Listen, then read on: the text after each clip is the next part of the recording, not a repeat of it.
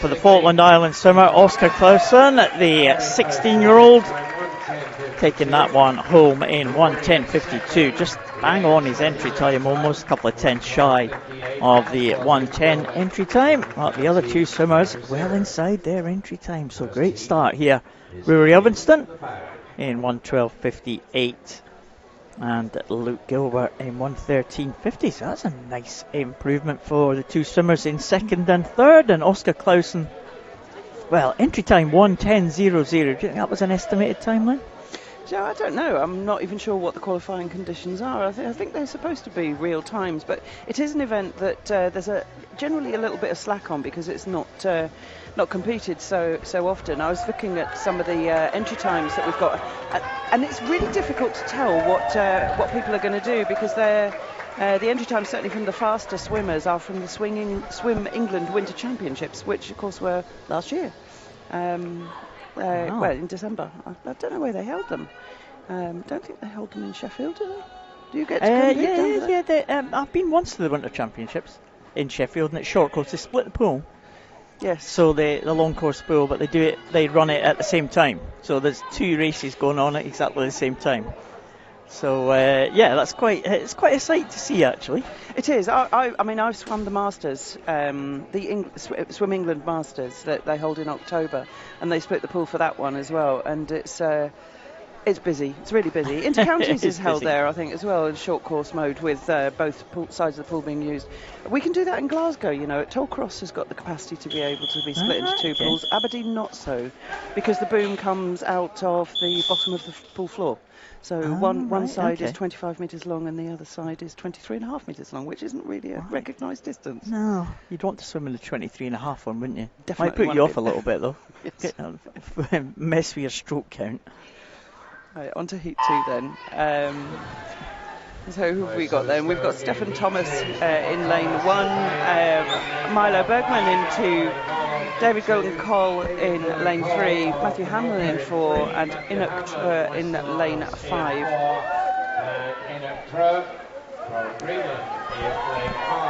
It's the Menorcan swimmer right in the middle.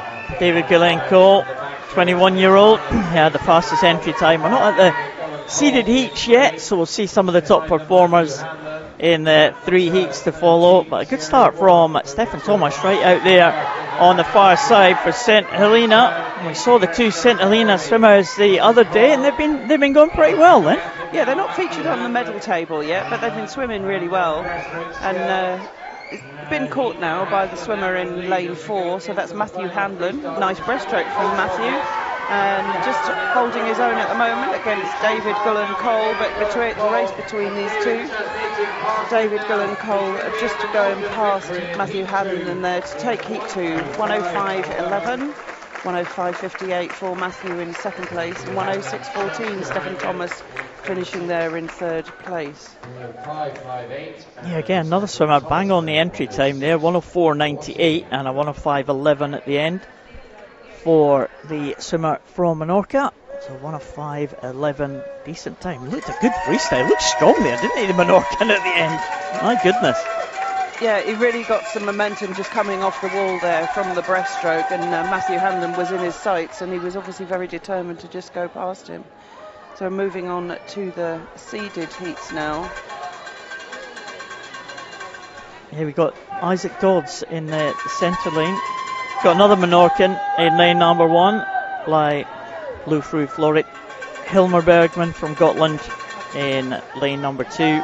Isaac Dodds goes for Jersey in the middle lane in lane 3. Lev Fahey in lane 4 for the Cayman Islands. Joshua Dunning from Guernsey in 5, and Harry Pointer from the Isle of Wight goes in the outside lane closest to us in lane number 6. Again, as we've said all week, you watch the pictures in the live stream. Lane 1 will be at the top of your screen, and lane 6 at the bottom. Lane 3 will be the fastest entry time, and that is Isaac Dodds. We've got his family right in front of us, Isaac Dodds. Yes, it was great to speak to some of the Jersey supporters, wasn't it? We spoke about what the challenges are to get to Orkney from St Helena and the Falkland Islands. It's quite a challenge coming from Jersey too. He's set off really well though, Isaac Dodds. His time is from the Swim England Winter Championships, 55.9. But a really good fly there from Isaac Dodds. Oh, and lovely underwater work on the backstroke. Used nearly all of that 15 metre. Touching first at the halfway mark in 26.3. Well, that's pretty sharpish, isn't it? Yeah, he's been in good form this week. A couple of silver medals in the 200 butterfly, 400 IM, also a bronze in the 200 IM. So he's looking for another medal in another IM event. Is Isaac Dodds, and he's certainly stretching away at the front of the field here.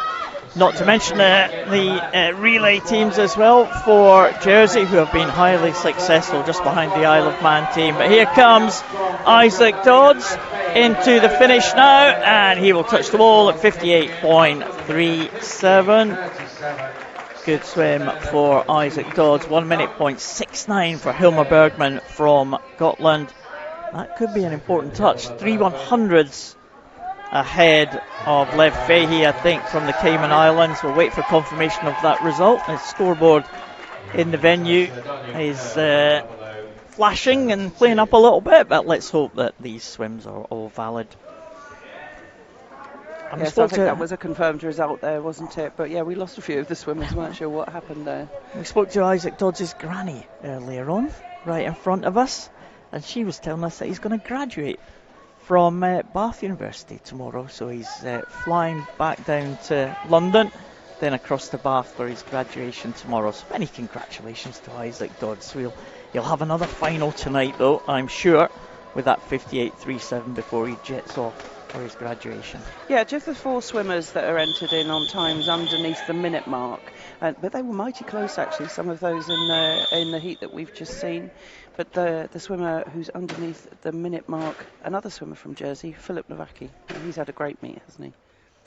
Well, 4 golds already in the individual events for Philip Nowacki, including that win in the 200 individual medley, but the breaststroke superstar, European junior record holder in breaststroke, just set that a short time ago, just a couple of weeks ago, Philip Nowacki. The full lineup: Jack Sjoberg, Sissu Peterson, Philip Nowacki, Danny Kish, Marcus Bullo and James Farnan. That is how they line up for heat number 4. Philip Nowacki off to a good start here in the halfway point. Philip Nowacki leads them 26.65.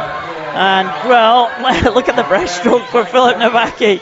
Well, the game's record 54.42, and we've seen him going quite quickly in the heats already this week. We have. He wasn't quite as fast as Isaac Dodds was at the halfway mark, but that breaststroke was astonishing, really, wasn't it? So I think he's going to get pretty close. Well, let's have a look at the clock now. It's just gone by the 54, but he eases in 57.50. And that is faster than his teammate Isaac Dodds.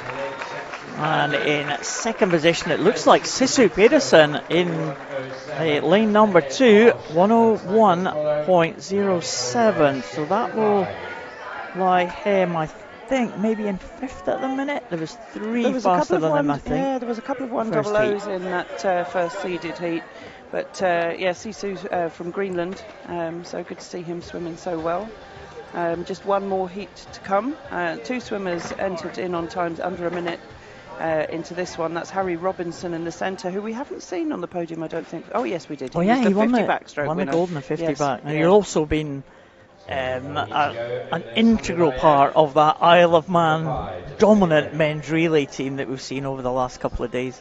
They've had some fantastic relay performances, haven't they? The Isle of Man, the men winning both the 4x50 free and the 4x50 medley. And the other swimmer who's underneath the minute mark on entry is Isaac Brittenfeld from the Faroe Islands. He's had a great meet as well. 200 fly was his forte, but he's done well in the other events as well. I've been speaking to his mum, who's a former Paralympic swimmer, all week. Isaac Brittenfeld. She's been here supporting, and we were actually speaking to Harry Robinson's mum last night, who competed for the Isle of Man in the inaugural Ireland Games back in 1985, and she said she swam in Well, she competed in 5 island games, so it's good to see the mum supporting the sons. And they're both in the centre lane. Harry Robinson in 3, and Isaac Brissenville in 4. Look at that start for Harry Robinson. He's a real talent in the sprints, isn't he?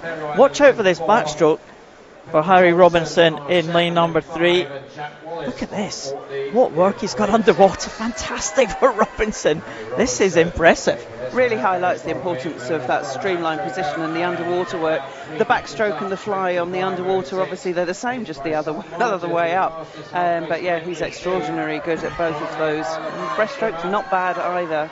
So he is the fastest seed, 55.43 his entry time, and representing Isle of Man here, 20 years old.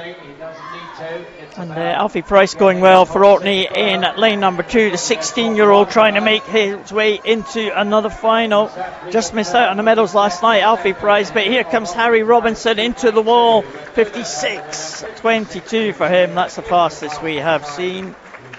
Fantastic time for Harry Robinson. Brissenville in 58.57, and Alfie Price under the 1 minute mark, and that could have the local swimmer into the top 6, I think, Lynn. I think so. I think we've seen 5 under a minute. The swimmers in lane 3 in heats. Oh, there we go. They've got the summary up on the board. Alfie Price going through in 5th place, and just the one swimmer who swam over a minute making it through to the final. Good stuff. Yeah, I think that was a swimmer from Scotland, was it? Possibly just scraping into that final as well. Hilmar Bergman from heat number 3. Got a couple of technical issues this morning. We're not getting some of the captions up on our screen, but we can keep you informed from the venue scoreboard. So that's. But we can if we're being broadcast. Not even sure. Right. Well, we just have to assume we are. Well, we can enjoy the swimming anyway. So we've got the 400 metres freestyle for women coming up next. There's 3 heats of this, and there are finals. So the first heat is deck seeded or flat seeded, and then we've got cyclically seeded final 2 heats. So first up we have Julia Eriksson from Holland. Nova Larsson goes in 2 for Holland. Tamsin Blowfield from Orkney goes in lane 3. Amelia Tomalin from Orkney in lane 4. And Nell Ford, representing the Falkland Island, is swimming in lane 5. Good start there for Tamsin Blowfield in lane number 3, one of the local swimmers, 14 years of age. I think she's the youngest in the Orkney swim team then, and I was reading in the Orcadian yesterday. I got a copy of the Orcadian, and we're reading that she was the flag bearer at the ceremony as one of the youngest members of the Orkney team, Tamsin Blowfield. Well, those opportunities don't come around very often, do they? The bear flag at your home island games. So good for her. And the Orcadian is the weekly newspaper here in Orkney. It's a very good pull out about the games we were reading yesterday. And do you know what the weekly newspaper is in the Falkland Islands? It's a quiz time again. No, do tell. The Penguin News. Oh, the Penguin News. Go. Well, it's funny actually. I mean, where I live in Aberdeenshire, our local paper is the Paper. And when I first moved to Aberdeenshire some 30 years ago, in fact it was more than that, 34 years ago, I went in to ask for a paper. I said, do you have any papers? And I got given a copy of the paper. Right. I wasn't really looking for the local paper, but that's what I got anyway. So my accent has caused me a few problems in my time, but I was only a little one. Anyway, Tamsin's still going great. She is going great, the 14-year-old. Inspired maybe by her teammate Eve Wood the last couple of days, picking up a bronze medal on day 1. Of course, that fantastic gold medal for the host team yesterday. And a cracking swim from Halfie in the previous heat as well, so I mean, putting himself through for the final. But Tamsin just coming up towards halfway now. Closest to her is Nova Larsson from Holland, and her teammate on the other side, Amelia Tomalin, 2:23.41. That's pretty decent split for the halfway point. Yeah, she's coming on an entry time of 5:03. So if she can maintain that pace, she'll be underneath 5 minutes, which would be a good performance. Yeah, she is the youngest in the entire field, actually, of the 3 heats, 14-year-old Tamsin. So it's nice to see her attack this one. The Åland swimmer Nova Larsson just about in the picture as we come to the 250 mark, 301.77. And there's the Åland swimmer Larsson going over now, and Amelia Tomlin in lane number 4. It's only getting a little bit stretched out now, but Nova Larsson still holding on to that second position. And the Åland team were really celebrating last night with that medal that they got in the relay. That's 2 medals they've got in the women's relays over the last couple of days, and it was big celebrations for the team. Their flag right in the middle of the arena there, that blue flag, blue background with the yellow and red cross, a huge flag there for the Åland team, and they were delighted with the performance for their team last night. And did you tell me that the next Island Games are in Åland? No, Faroe Islands. Faroe Islands it is, yes. But they have hosted it before, I think, Åland. At least once, maybe twice. Yes.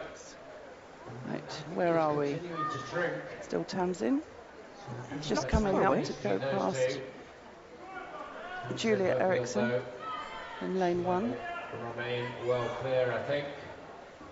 Yeah, she's going to be hopefully inside that 5:03 mark for Tamsin. It'd be nice to see her dip under the 5-minute mark. She's just gone over 4:19.46 there for Tamsin, so she's got 40 seconds or so to get back to the bottom end, which I'm sure she'll be able to do. So well done, Tamsin. She swum this well, and she's been quite controlled all the way through, hasn't she? Yeah, the race order hasn't changed very much, and Tamsin's been out there right from the very beginning, set off like she meant it, and well, she's bringing it home now. She's obviously going to be inside that 5-minute mark. I don't know if that's the first time that she has been under, but a really good performance in this, our first heat of the 400 free, 4:56.23.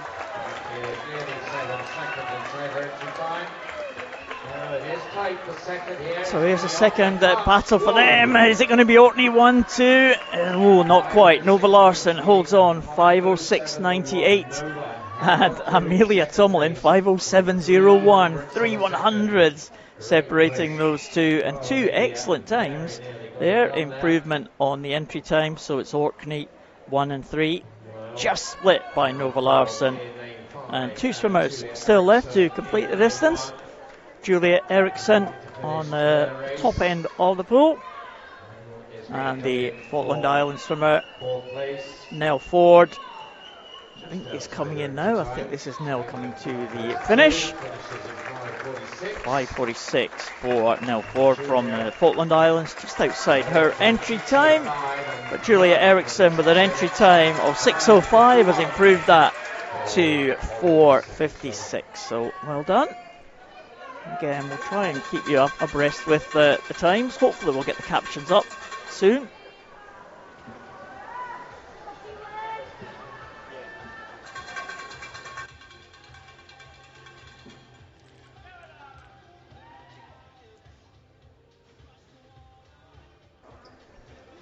So the next heat are just preparing to go there behind the blocks.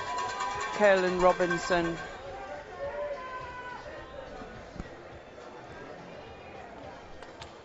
Yeah, we've just been getting told there are technical issues. The guys behind the scene trying to figure that out. Well, you can see the pictures. We can see the scoreboard in the venue here. So we'll try and keep you up to date with the times of the swimmers.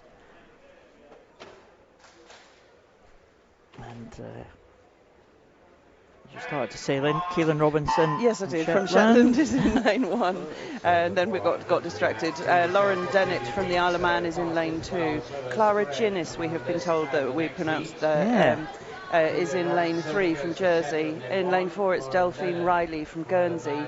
Kayla Johnson goes in lane 5, another Shetland swimmer. And Inara Ford from the Isle of Wight is in lane 6, so a full heat. It's 2 seeded heats here, so we have this one and the one to follow. We'll see some of the fastest swimmers in this one. So Clara Ginnis in lane number 3, gold medalist last night. Fantastic swim that she had in the 1500 freestyle. Delphine Riley also a medalist in that 1500 freestyle, taking the bronze medal for the Guernsey team. But Clara Ginnis had a fantastic swim in that 1500, a big improvement on her best time. And Laura Dennett going well for the Isle of Man at the top of the 2 leaders there. Laura Dennett was a medalist in the 200 freestyle. So the 400 freestyle, of course, we've got the 2 1500 swimmers out in front, and we've got the 200 swimmer chasing them. Clara going over in first place in 103.65 for that first 100 split. So keep an eye on that as we go through. But yeah, Clara looked really good in that 1500. She just kind of built all the way through, didn't she, in that 1500 to take that title. She's also taking a medal in the 400 IM as well, Clara Ginnis. So again, one of these Jersey swimmers, multi-medalled Jersey swimmers, and they top the medal table, don't they, after 2 days of competition in the swimming pool, that is. Yes, it's actually the Faroe Islands that are topping the table across all sports, but here in the pool it's Jersey. And I always find it fascinating when you get the swimmers who are coming down a little distance, like Clara, compared to the swimmers that are going up a distance, and seeing how they pace their races. Yeah, they are coming to the halfway point now, and it is at 2:11.20 for Clara Ginnis. Delphine Riley only 15/100s behind, and Laura Dennett just a couple of seconds behind the leading 2. But Clara Ginnis beginning to put on a little bit of pressure here as she came into that second half of the race, and she's opened up half a body length maybe as they go down towards the 250 mark. But she is putting a little bit of pressure on. Of course, 6 swimmers will go to the final tonight, the fastest 6 from all of the heats. And you've got to think that Clara Ginnis, Delphine Riley are looking safe there, and Laura Dennett looking in a good position as well with just 1 heat to come. Yeah, with only 6 places in the final at stake, it's really important to set a good marker down. I was looking, Delphine Riley's time, 4:27.18 was swum, and I think the shorthand that we've got here is the British University Swimming Championships, and so that was when she actually swam this time of 4:27. But they're looking pretty strong actually. It wouldn't surprise me if they came pretty close to that. Yeah, 3:18.33 for Clara Ginnis at the 300 mark. So she's gone round about, 107. So she's looking, yeah, you're right, I think, Lynn. She's going to be around about that 4:26, 4:27 mark. So that'll be a great swim from Delphine Riley if she can keep pace with Clara Ginnis. Lauren Dennett making a move in lane 2 as well for the Isle of Man. I mean, she's certainly drawing up towards our 2 leaders. I felt that she was a little bit further back, but she's really going like a train now. Yeah, trying to make sure of her place in that top 6. Laura Dennett from the Isle of Man, but Clara Ginnis is on her way home now, followed very closely by Delphine Riley. So we'll just keep an eye on the time. Are we going to be in the mid 4:20s? Is it going to be a good time, a best time for Delphine Riley? It's not too far away at all, is it? Clara Ginnis 4:25.97, and Delphine Riley 4:26.79. It is inside her time, you know. Yep, good performance there. 4:27.93 as well for Lauren Dennett. So that's an improvement of 5 seconds for her, and that should see her fairly safely through to the final. Yeah. So 4:27 for third place is the target time for the swimmers in the next heat. Kieran Robinson came in in 4th place with 450.21. Inara Ford 452.42 and Kayla Johnson 459.42. So yeah, top 3 should be looking fairly safe, you would think. 2 swimmers in the 420 range in this final heat to come, and 2 swimmers in the 430. Oh, Kaylin Robinson.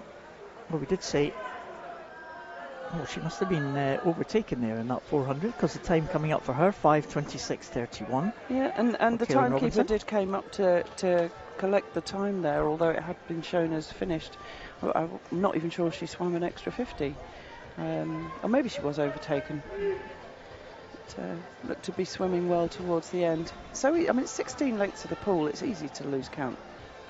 It is easy to lose count, even in this 400. When you're in the midst of your race, you've got to try and remember a lot of things there, all your tactics, your stroke, your technique. Yeah, it's not the first time I've swum a 400 and thinking, right, where am I? It's not the first time I would have officiated at it. I've got to confess that where swimmers have done extra lengths or not quite done enough, because there's no turning or lap cards or anything like that for a 400, even though there's 16 lengths to do. So just one heat left. You're right to stop though, aren't you? And you can go again. Oh yes. As long as you don't touch the bottom, as long as you don't pull yourself along the lane ropes or anything like that. On the freestyle you can stop. I mean, if you miscount on backstroke, and that's been known as well, even though it's only 8 lengths of the pool is the longest backstroke length, people have miscounted. But you've got to comply with the rules of the stroke. But there's a reason why freestyle's called freestyle, and you can pretty much do what you like. Yeah. But as you said the other day, a number of ways you can get DQ, doesn't there? Like, I don't know how many. No, I don't know. It's about a dozen, 20, something like that. Well, I mean, if you want to count things like wearing indecent costumes or wearing suits that go below the knee or things like that, it's because we've got lots of suit rules. Tattoos? I don't think tattoos are out unless you were sponsoring something. If you're in, if you're in the Olympics or Paralympics, whatever, there's quite strict tattoo rules. I didn't know that. Yeah. They have a tattoo checker in the call room. So what do you have to do if you? Well, you have to black them out. All right. Well, they have markers. Oh, I have seen that. Yeah. Yes. Mm-hmm. If it's a political statement or or a trademark or advertising the local Orkney distillery or something. Yeah, that's right. But in the Paralympics, they have you're not allowed to wear the Olympic rings, for example, because the Olympic rings are a trademark of the IOC. Right. So. Oh, really? There you go. So even Natalie Dutoit wouldn't have been allowed to do that. Yeah, she swam in both Paralympics. Yeah. Oh, gracious. So on to our final heat then. We have Jona Jensen from the Faroe Islands in lane 1, Kira Prentice in lane 2 for the Isle of Man, Orla Raby representing Guernsey in lane 3, Hannah Sterry goes in lane 4 for Jersey, Tegan Nash in lane 5 for the Cayman Islands, and Menorca represented by Noe Cascala, Vivanco in lane 6. So that's the lineup in our final heat. Times ranging from 4:21, time belonging to Orla Raby in lane 3, out to 4:58. Yeah, Orla Raby, of course, medalist in the games in 2023, a bronze medalist in this event, this 400 freestyle. It's the 4th Island Games, I think, for Orla Raby. So one of the more experienced campaigners in the Guernsey team. Already won a medal this week in the 100 fly, and a silver medal behind her teammate Boy Brown. But Orla Raby, Hannah Sterry, they are out in front here. Hannah Sterry, 16-year-old from Jersey. Well, we spoke about Isaac Dodds a little bit earlier on, and it's Isaac Dodds has got 2 siblings also in the Jersey team, and Hannah Sterry has also got 2 siblings in the Jersey team. So the Jersey team with 2 sets of 3 siblings making up their swimmers. Hannah Sterry was another one who had a very good 1500 yesterday. She goes in lane number 4, and She'll be coming up to the halfway point just as they reach this bottom end, but Ola Raby from Guernsey and Hannah Sterry from Jersey are away and clear. In third place, Ciara Prentice going well for the Isle of Man, but Jonna Jonsson from the Faroe Islands is in close attendance, Lynn, right at the top. Yeah, it's tempting, isn't it, just to look at those centre lanes, but there's a lot going on in the other parts of the pool as well. Ola Raby, well, she looks fairly set out in front, and I think Hannah Sterry, her events, I mean, she obviously likes hard work, and Sam as well. So Hannah Sterry was the silver medalist, as you say, in the 1500 metres freestyle, so we expect her to be strong at the end, but will she be speedy enough? Yeah, well, it's very close event here in terms of time as they compare it to the first heat. I think Ola Raby was just a couple of tenths ahead at the halfway point. We'll see how she is lying when they get down to this 300 mark. And there's the tussle for third place. That could well be a tussle for a place in the final. And that is Ciara Prentice just heading at Jonna Jonsson. We saw Jonna Jonsson in the 1500 as well, didn't we, yesterday morning? She swam a good heat, a very well paced heat in the 1500. But at 300 now, 3:19.75, so that's just dropped beyond the pace of the previous heat for Clara Junnis, who took that one. But these two at the front should be safe enough, Lynn, for the final. I think the two at the front are safe. I think with the pace being what it is, I think that it's only going to be the third place swimmer that gets through to the final. So there's going to be a real battle on through the final. 75 now it is for the swimmers in lanes 1 and 2, Jonna Jonsson and Ciara Prentice. I had wondered at the beginning when the pace was really quite high whether both might be able to get under that 4:27 that was set in the previous heat, but I'm not sure that's going to happen now. So Ola Raby still looking really good out in front, and she has extended the lead just a little bit through the last 50 metres. So I don't think she's going to be caught by Hannah Sterry, but as you say, I think Hannah Sterry safely through to the final for this evening. It's not going to be quite as fast as the heat before. No, not far off it though, for 28.21. Oh, very close, isn't it, in terms of time? If you had a 4:25, a 26 and a 27 in the first heat, we've got a 28 and a 30 and a 34 for Ciara Prentice, who might just sneak in to that 6th place. So the Isle of Man should have another representative. Look at this tussle here. Tegan Nash and Noah Cascala-Bianco into the wall together, and Tegan Nash takes it in 4:53.52, and we've got our captions. Yay! There we go. So there you can see Ola Raby 4:28.21, Hannah Sterry in 2nd position, and that is the result of heat number 3.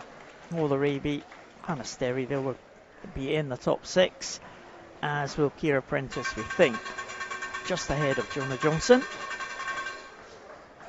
Jonsson 4:37 for her, and that's a big improvement on the entry time. Yeah, so we're not getting the results scrolled, but I think you're right about those positions and who we've been through to the final, because the men are up behind the blocks for the 200 metres backstroke, and there are only 3 heats of this one, so all of them will be cyclically seeded. Yeah, Will Sellers going in the first one.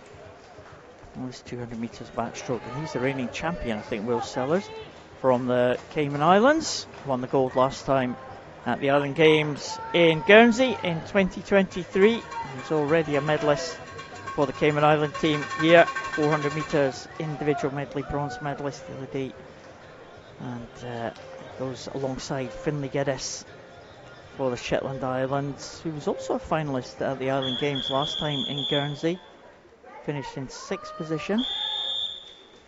George Hayward was another one who was in that final, finishing in 4th, the Isle of Wight swimmer. George Hayward, the only Isle of Wight medalist in the pool so far. I know. Took the silver in the 50 backstroke. So Livingston, Hayward, Sellers, Geddes and Nathan Smith, the local swimmer from Orkney. And, well, probably no surprise to see the 50 metres backstroke silver medalist go out ahead in the early stages. Yes, although it was a nice start, a jolly nice start there, Paul. But I think this is shaping up to be quite an exciting final, no matter who it is that goes through. There's really no clear favourite, I would say. And Will Sellers will be right up there. As you say, the champion from the last time around. The time he's entered in was 2:02:03.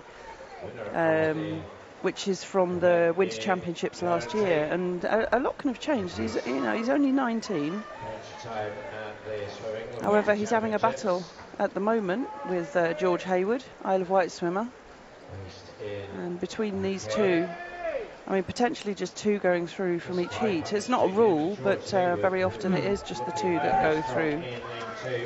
Yeah, again, it's the top 6 times, so you don't have to be winning your heat.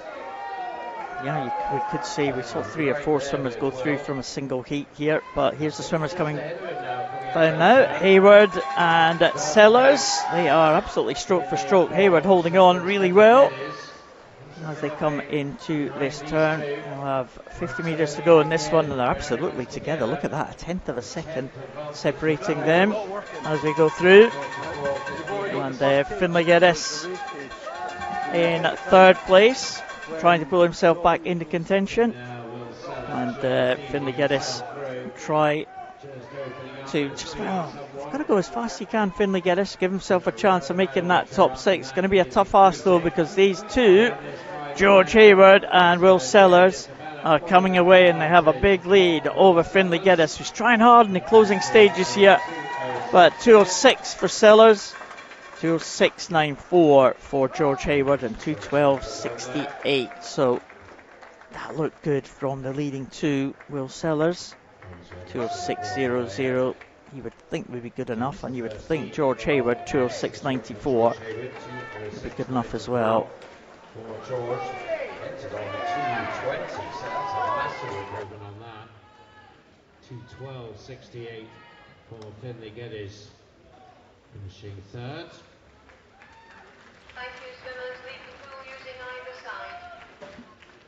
I'll just catch you up on some finalists in the men's 100 IM.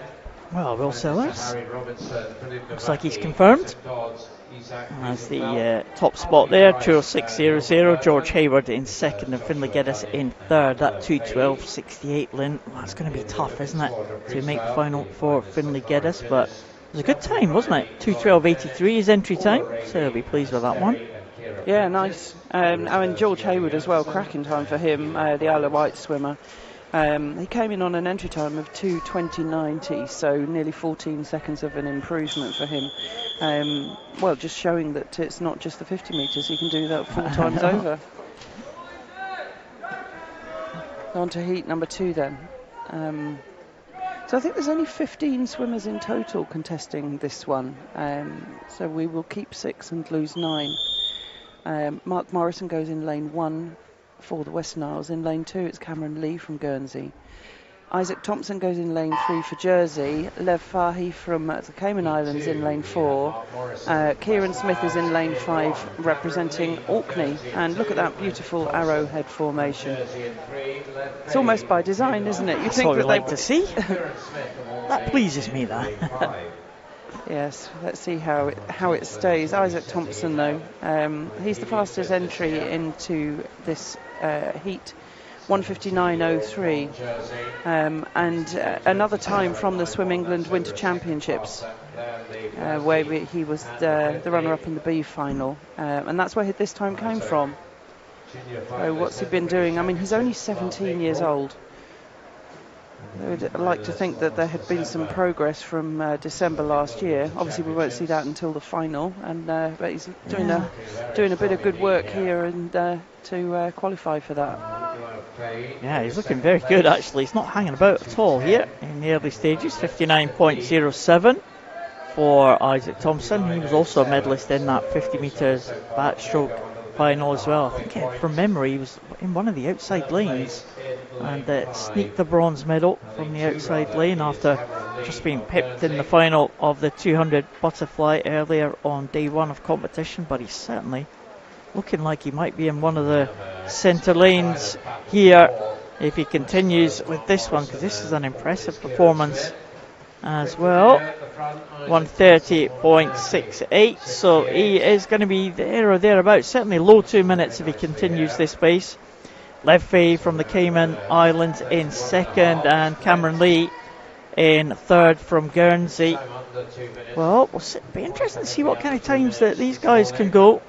And Finlay Geddes having a close eye on this one in 2:12.68 his entry time. But here comes Isaac Thompson. He is going to be just over the 2 minute mark. I think it's going to be much faster than the first heat though. 2:01.88 for him. Let's see what the others can get. Lev Fahey 2:09.09. And in third place will be Cameron Lee, 2:14. So, wow, Finlay Geddes, the Shetland Islander, lying, I think, in fifth place at the minute. So it's going to be quite tough to qualify for that one. 2:09.09 for Lev Fahey, lying in fourth position. So, someone's in this final heat will know what they've got to do. Yeah, I liked watching that swim there from Isaac Thompson. Really nice backstroke. I loved the way he was throwing his arms towards the water. There was such acceleration there. It was really smooth, great rhythm. Got one more heat to go though. Fastest entry into this one is Oscar Dodds, the aforementioned Oscar Dodds. Max Thorngren from Gotland goes in lane 1. Julian Ockroy in lane 2, representing Shetland. In lane 3, Oscar Dodds from Jersey. In lane 4, it's Charles Foster, and he's representing the Isle of Man. And in lane 5, we have Spike Jinks from Guernsey. 2:01.88 the time to beat for the honour of swimming in lane 3. I mean, that was pretty close to the entry time there for Isaac Thompson. Really fast heat swim. Don't have to go that fast for Oscar Dodds. But yeah, 2:09 is currently sitting in fourth place, so we need at least two swimmers to get inside that to make their way through to the final. Yeah, second of the Dodds siblings to swim this morning. We saw Isaac a little bit earlier on, but Oscar Dodds in lane number 3. And next to him is Charles Foster from the Isle of Man. Again, the traditional great support from the Isle of Man right in the front of the spectator gallery. Julian Ockroy having a good swim as well. He's had some cracking swims, hasn't he, Julian Ockroy? Julian Ockroy's been swimming really well, and he's just 14. And he looks very smooth. It's funny actually, because if you look at the backstroke from Oscar Dodds, completely different to what we saw from Isaac Thompson. A much more power stroke, if you know what I mean. There's a lot more splash from the arm entry, but not effective nonetheless. Yeah, they're coming to halfway point now, and it's 58.95, slightly faster than we saw in that previous heat, but not much in it at all. Foster and Ockroy still very much in the mix.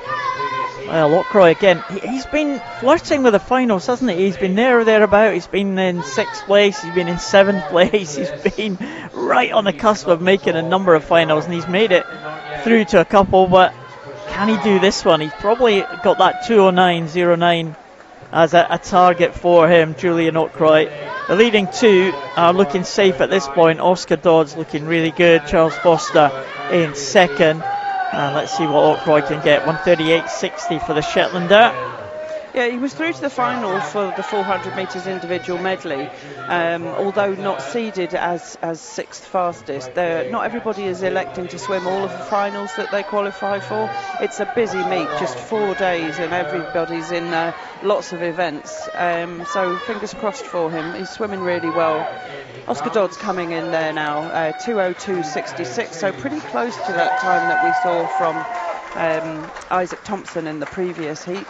Charles Foster nicely through there, 2:06.44.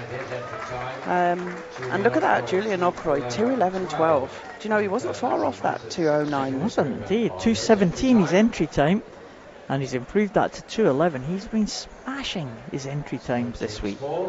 He looks delighted. And he has been very busy.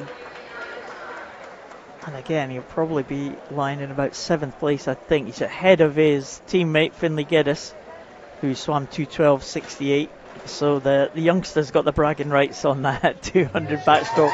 Then the two Shetland swimmers, Spike Jinks finishing in 2:16. That's a big improvement for the Guernsey swimmer in 4th position. And Max Tongren, another 5 second, 6 second improvement for the Gotland swimmer.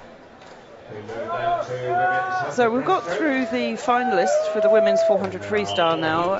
Clara Ginnis from Jersey, Delphine Riley, Guernsey, Lauren Dennett, Isle of Man, Orla Raby, Guernsey, Hannah Sterry, Jersey, and Kira Prentice, Isle of Man. Yeah, that's what we thought it might have been. As 100 breaststroke for women get underway. First of 4 heats there, Laura Bates from the Falkland Islands, 14-year-old, right up the top in lane number 1. Eva McSween goes in 2 for the Western Isles. Jean Blance for Orkney goes in 3. Kayla Johnson from Shetland goes in 4. Ragnar Granlien from Greenland next to her teammate Rona Wurtz in lane number 6, right at the bottom, just appearing behind the caption there, Rona Wurtz. But a good start from Jean Blance. Well, again, Orkney, fantastic performances we've seen from a number of the Orkney swimmers. I wonder what Jean can do here. She's a 21-year-old, 1:21.62 is the entry time for Jean. And she's looking good at this stage. It's going to be tough for Jean to make it into that top 6, but she's giving it a good go, isn't she? If she can be somewhere underneath the 120 mark, she's got a little bit of an outside chance of making it in there, but it's going to be tough. I think the entry for that final is going to be somewhere closer to the low 110s, I think, but let's see what Jean can do. She's well ahead of the others in this field. Jean Blance coming into the finish now, 1:19.96. She is under the 120 mark, and she'll be delighted with that one. What a finish from Ragnar Granlien from Greenland, the 14-year-old. Big improvement for her, getting in ahead of Kayla Johnson, only just on the touch. And Greenland bells sounding right across from us as Ragnar Granlien and Rona Wurtz post 2 excellent times for the young Greenland team, the 2 14-year-olds. Yeah, I love that big grin and thumbs up from Jean up toward, presumably there's some supporters here for the Orkney swimmer in the gallery here. They're not the noisiest compared to Greenland and the Isle of Man, but I think there's a lot in terms of volume up here supporting. So we're on to heat number 2 now. Marpons Torres goes for Menorca in lane 1. In lane 2, Oriana Wheeler, Guernsey. Lane 3, Asia Kent from Gibraltar. In lane 4, Isabel Muncaster goes for the Isle of Wight. In lane 5, Erin Goodbody from Jersey. And in lane 6, Caitlin Smith from Orkney. Going with the seeding just now with Asia Kent, the Gibraltar swimmer. But, she's been quite busy. And looking good there. So she was the bronze medalist in the 200 metres breaststroke last night, and the 100 looking very good as well, just a body length up as we come to halfway. 33.32 for Asia Kent. Her entry time 1:08.91, so that's pretty sharpish there. She was the bronze medalist in this event last time around, and the time of 1:08.91 was set at the Swim England Winter Championships, where she was second in the B final there last year. And here representing Gibraltar and looking very smooth out in front, very determined. 200 was nice last night, but I fancy that the 100 is perhaps more her distance. A battle on between Oriana Wheeler and Isabel Muncaster for second, but it's Asia Kent touching first. 1:10.65 for her. Oriana Wheeler just getting the touch. 1:13.73 for second place, and Isabel Muncaster 1:14.5 for her. That's a pretty good time in there in third place for Isabel Muncaster. She's put herself in with a shout of making it through to the final, but 1:10.65 is the target time for the swimmers in the heats that are to come, and there are 2 of them. Yeah, Asia Kent with that medal for Gibraltar yesterday in the 200, the first medal they have got in the pool, so nice to see another country, or another island group I should say, feature on the medal table here in the pool. They were the only ones that were added to the table yesterday. I think, how many have we got? 1, 2, 3, 4, 5, 6, 7, 8, 9, 10 countries already have taken medals here in the pool. And on our way for heat number 3 of the 4 heats, Ellen Hulston from Gotland right at the top. Grace Pointer from the Isle of Wight in 2. Laura Kinley, the reigning champion in this event.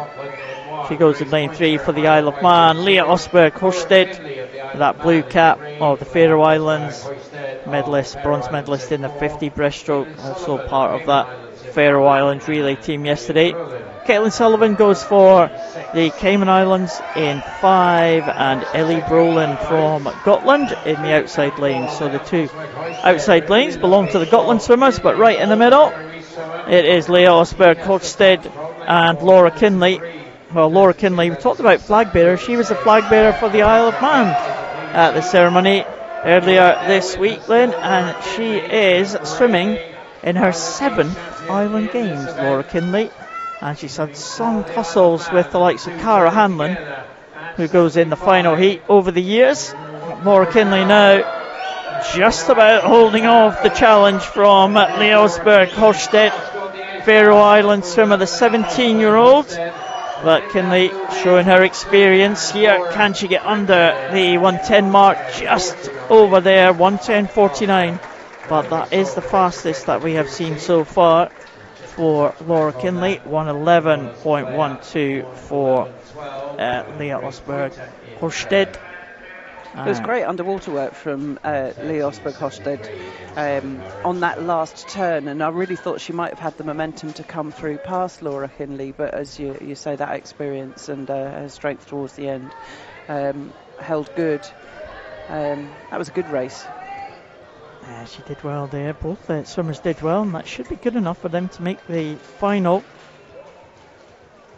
1:13.73, I think, for third place. Was that an equal time, maybe?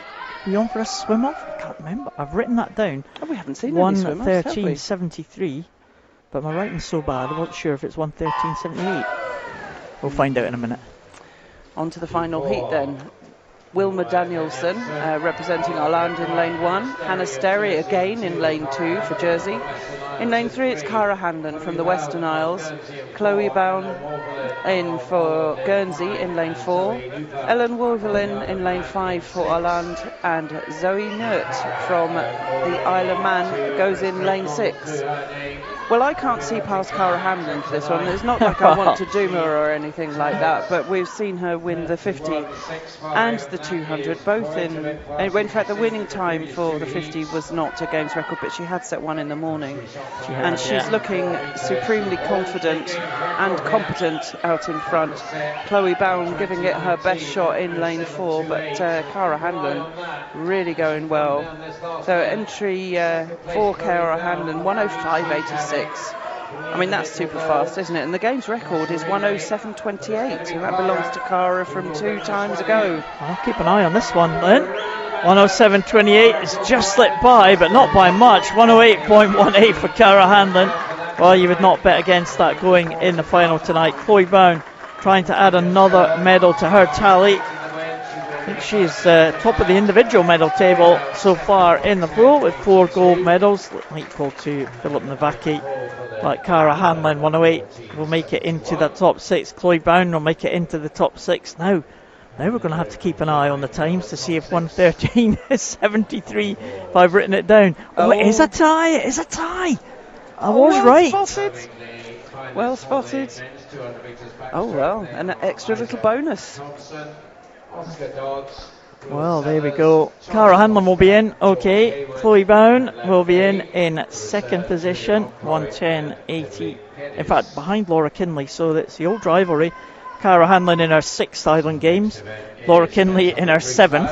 They'll go head to head in the middle of the pool. Asia Kemp will be there. Chloe Bowen will be there. Who else will be there? 1:11 for Leah Osberg Holstedt will be there. And, well, it will be Oriana Wheeler. And I think it was, can't think who it was now, Grace Pointer, I think, possibly. We'll have to fight that out for the 6th position in the final. We love a swim off. Love a swim off. Everybody always manages to swim faster in the swim off, don't they? But, I've got the finalists for the men's 200 backstroke here. Isaac Thompson, as we saw, Jersey swimmer, and teammate alongside him, Oscar Dodds. Will Sellers from the Cayman Islands, Charles Foster from the Isle of Man, George Hayward from the Isle of Wight, and Liv Fahy from the Cayman Islands. As we suggested and thought, Julian Okroy 7th. So just missing out on that final there. 100 freestyle coming up now, and 5 heats of this 100 freestyle. Gregors Hinnerup from Greenland up the top there in lane number 2. Hayden Stanworth, Falkland Islands in 3. Jeppe Zinglerson from Greenland, he goes in lane number 4. Another one of the 14-year-olds.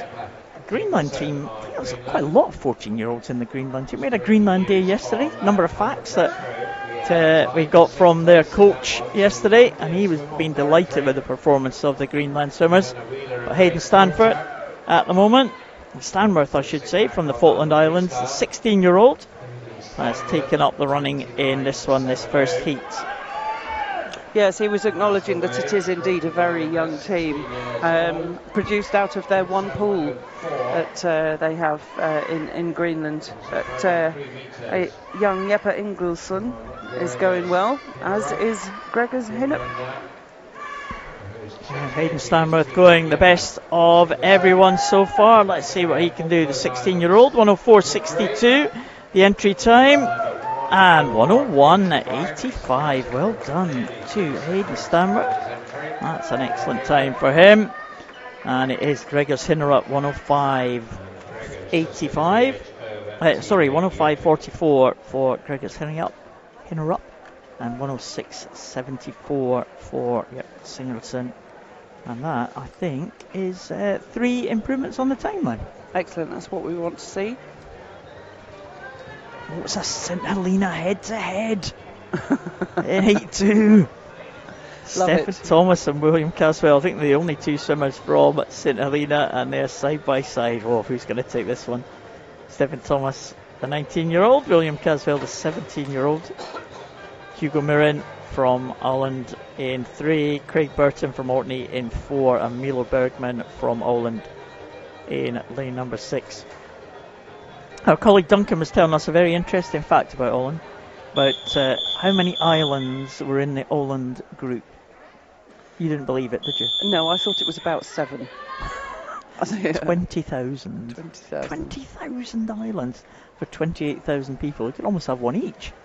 Yes, we were talking to Shell, who comes from Åland, yesterday over lunch, and who was saying that he swam in the Island Games and now he's here officiating at them. So there's a lot of people that have been in different capacities here in the Island Games right from the very off. Going well now, Craig Burton from Orkney. They're looking pretty confident out in front there. Our Orkney team are having a really good time of it. They are, aren't they? They really embrace it. I mean, the whole of the island, I think, have embraced the Island Games. You see the flags all over the place, in the houses, in the streets, and a number of people with the kind of red and the orange of the Orkney team. And the whole Island group has really embraced these Island Games. Wonder if Craig Burton can deliver a win for them here in this second heat. Everyone getting behind them. Hugo Mirren going well. William Caswell with a great finish. The St Helena swimmer. What a finish that was from William Caswell. He really stretched out in the last 10 metres there. And look at the times, 57 for the first three swimmers. That is an incredible performance from those three. Stephen Thomas also under the 1 minute mark. He'll be delighted with that one. And Milo Bergman improves his time by half a second as well. What a swim. No, that was great. It's funny, actually. I was quite friendly with a statistician. Well, he's a mathematician, not a statistician. But he did some research on the times that swimmers do. And very often they sit just outside a minute for a really long time. And then when they break it, they go to 58 straight away. Yeah, that's right. Just skip the 59. Well, and I guess it's that determination to get underneath a minute that once it goes, it's eclipsed very quickly. But 57, absolutely great. Three of them. Wonderful. And we are into some of the fast guys now. The times will ramp up significantly as we get into the seeded heats. Two from the Isle of Wight in this heat 3. William Davidson in 1 for the Isle of Wight. Bernard Pons-Florit from Menorca in 2. Bartol Eidgardsson in 3. Second Isle of Wight swimmer is Benjamin van der Helstraat. Finlay Geddes back in the water again for Shetland in 5, and Matthew Hanlon back in the water again for the Western Isles. But Eidsgaard again will be one to watch in that centre lane, but Benjamin van der Helstraat going well in the early stages there, and he leads them through the halfway point. Yeah, Barstall's got a couple of silver medals to his name, but they're in the breaststroke events, so it'll be really good to see him get on the podium again for the freestyle. He looks very long and strong here, doesn't he? Really good swimming. Entry time of 49.95, and a fast time there. 51.65 for Barstall, Erlinson, Eidesgaard. Good swim. And Van der Helstraat had a good swim as well, 52.48. He was in the Isle of Wight relay team the other day. And Bernard Pons-Florit 53.64, and you'll be delighted with that one again. Big improvements on these 100 freestyle times, just impressive stuff. Two Cayman Island swimmers in the centre lane for heat number 4, and that's James Allison, who had that incredible 200 freestyle yesterday next to his teammate Lev Fahey.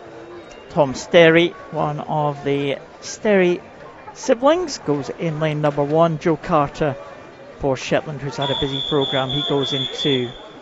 David Goulding-Cole in 5 for Menorca, and Malte Lith from Gotland going in lane number 6.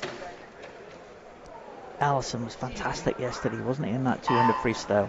In the final, he was phenomenal, wasn't he? He broke the Island Games record. I mean, he went out really hard in the morning, but then he eased off towards the end and was clearly just making sure that he reached the final, and it'd be interesting to see what he does towards the end of this one. I mean, with those fast times that have been posted already, and with another heat to come, and with the champion from last time in the heat to come, he can't afford to take it too easy, and he doesn't look as though he is.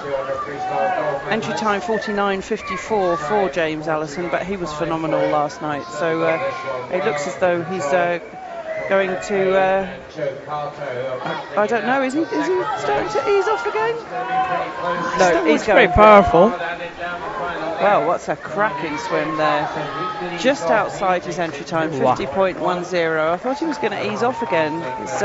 He was well in the lead, wasn't he? So second, what's that, Joe Carter? Joe Carter, yeah, 53.47. Well done to him. And that in... Oh, well, he's lying in... Yeah, he was lying in 4th at the minute, I think, with that touch against Lev Fahey. We're now lying in 5th place with one heat to come, but 53.47, just ahead of the time we saw in 3rd place for that previous heat. Final heat to come. Then there's the lineup: Kyle MacDonald, Zachary Wellhouse, Joe Watterson, Matthew Defanes, Joshua Dunning and Jack Wallace.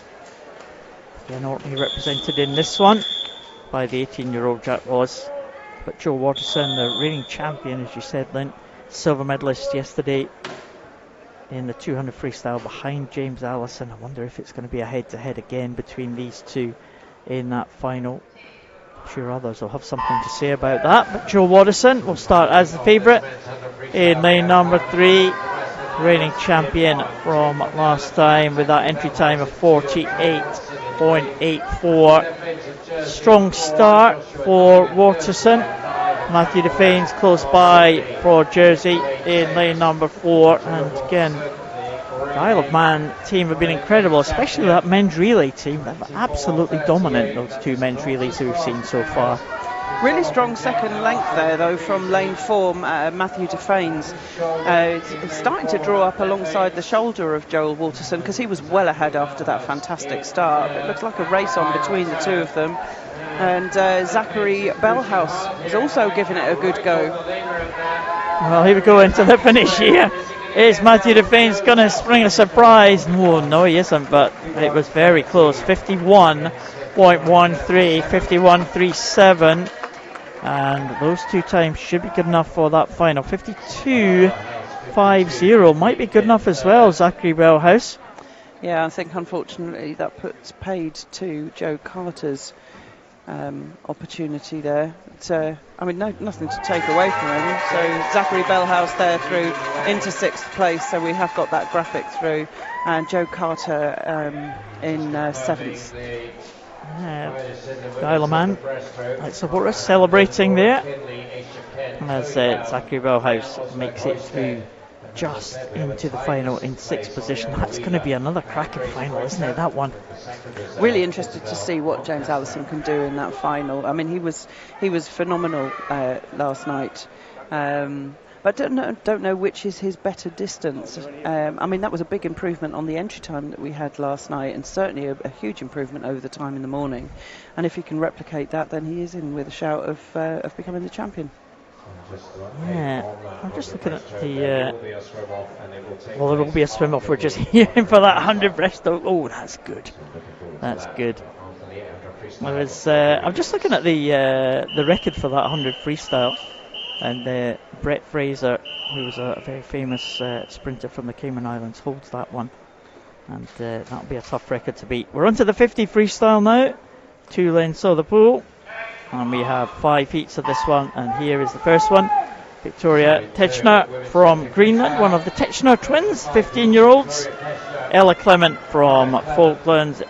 Ellen Holston from Gotland. And Zoe Clement from the Falkland Islands. They go in lane number 5, but Victoria Techner, look at this swim, 32.00 the entry time for the 15-year-old from Greenland, and the Greenland team are really impressing us here with these great times. 30.30, a second and a half, more than a second and a half faster than the entry time. In 2nd place was Ella Clement, just ahead of Zoe Clement, and Ellen Holston in 4th position. But what about that swim from the young Greenlander? Very determined. I don't think she breathed from about halfway down the second length and towards the finish. Just kept her head down. Really good practice. And the speed of her arms just went up and up and up. Good for her.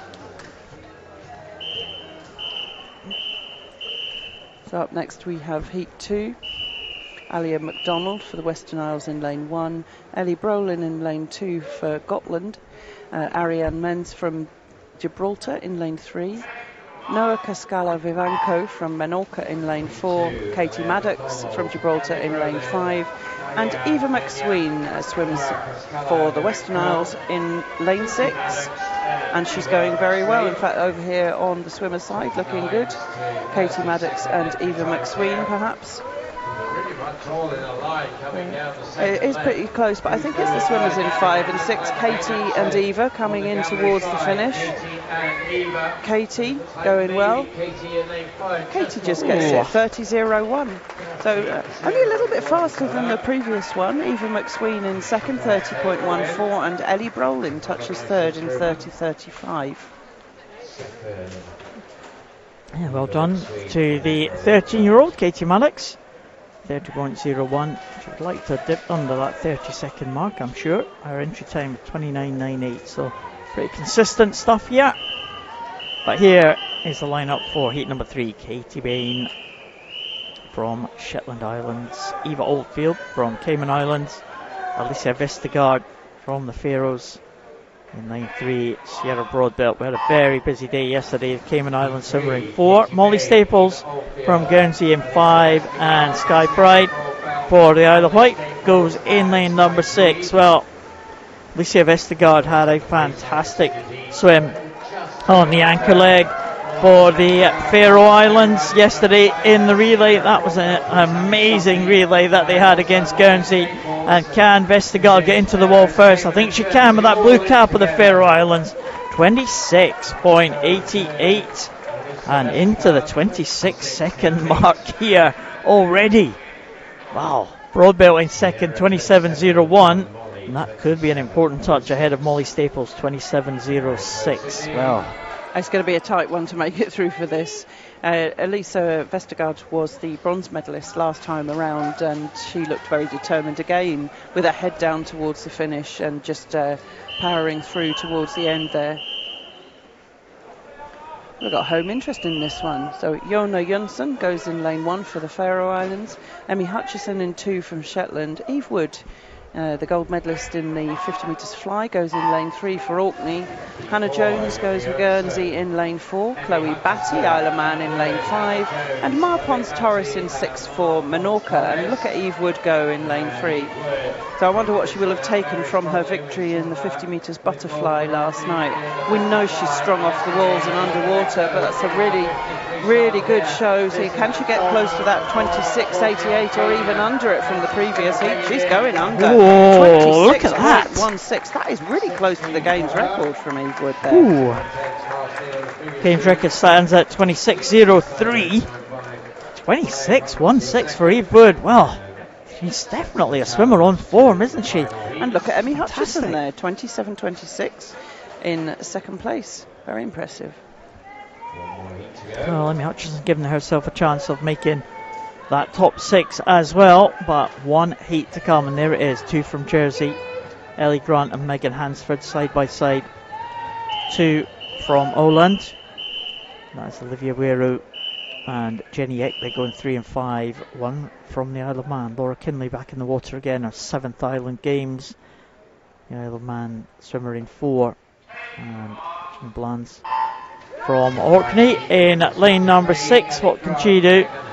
Olivia Weiroo, well, she has had a good record at the Island Games. Olivia Weiroo, over the years, she was a bronze medalist in this one back in 2017 in this 50 metres freestyle. She also took a medal in 50 butterfly. Olivia Weiroo at these championships, and she's looking good. So keep an eye on the clock. Eve Wood, 26.16. Oh, Olivia Weiroo, 26.18.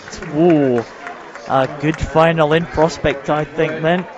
Yeah, a beautiful demonstration of some sprint freestyle there from Olivia Weiroo. But Laura Kinley had a great start, 27.06. I wonder what she's kept in reserve. You know what? I think that's tied for 6th.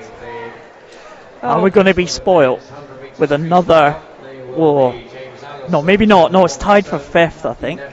27.06. So we might be all right. I was getting excited. But anyway. Well, it was exciting, and it is exciting, and we do have a swim off to come.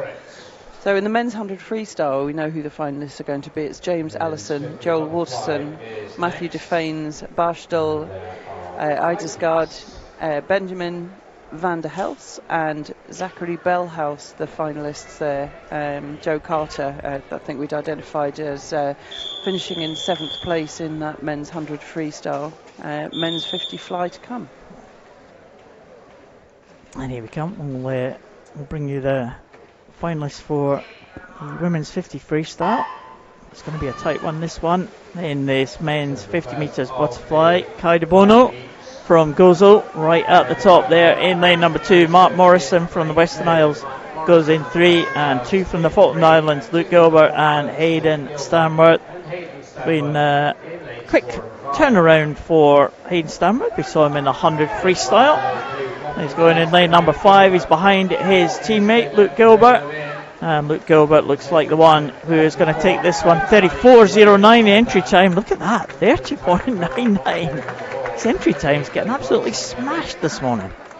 He went really deep underneath the water off the start, but managed to keep it going and kicked all the way through. And it really worked to his advantage. And he did the same off the wall as well. And we've spoken about the importance of underwater work before, but that was really highlighting it there. Yeah, all the swimmers going under the entry times, but excellent swim from Luke Gilbert to improve his time by, well, over 3 seconds on a 50. That's good.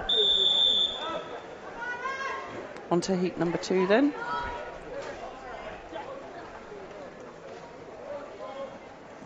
Six swimmers there.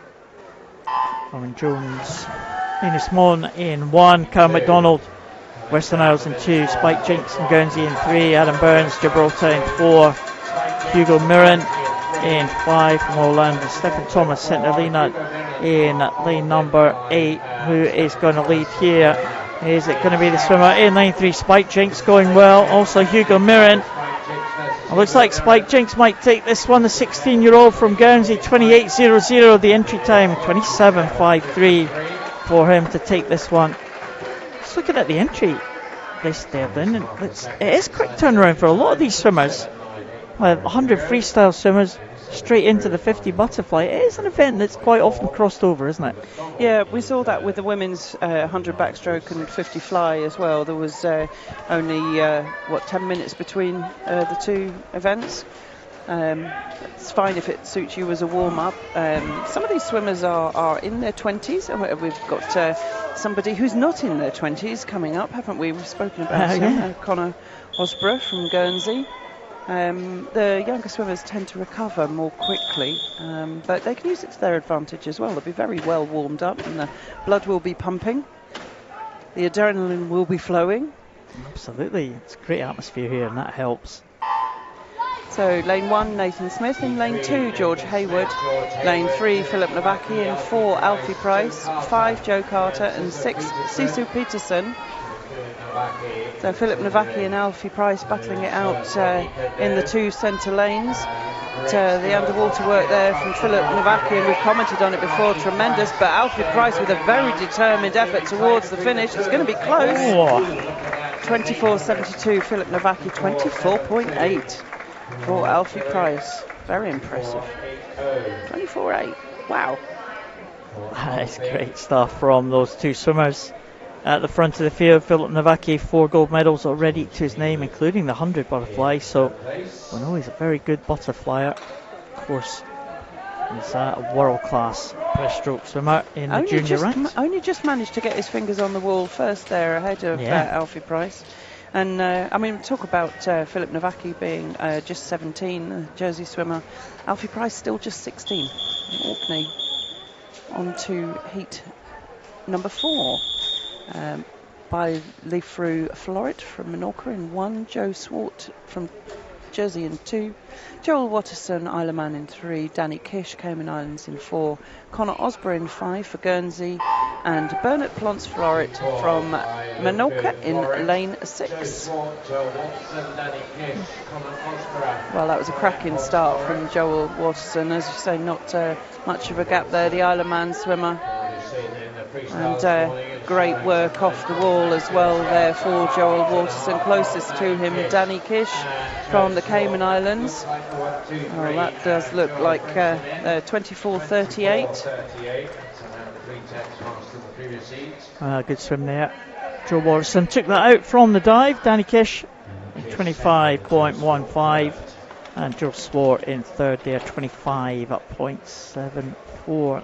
And Connor Osborough. We've got 3 swimmers underneath the 25 mark so far, and one of those is Alfie Price. Yeah, he's looking in good shape. Danny Kish has been a medalist in the 2 butterfly events already. He's lying in 4th at the minute with 25.15. And here is the final heat. Lockie Bullock from Shetland in 1. James Allison back in the water again from the Cayman Islands. Watch out for him. Watch out for the speed of Harry Robinson from the Isle of Man in lane 3. The winner of the 200 butterfly is Isaac Brisenfeld from the Faroe Islands in 4. A tall figure with the blue cap. Hilmar Bergman and Jack Sjoberg, both from Gotland. They go in at 5 and 6. But Harry Robinson has been really impressive in the sprint events. Really good starts and work under the water.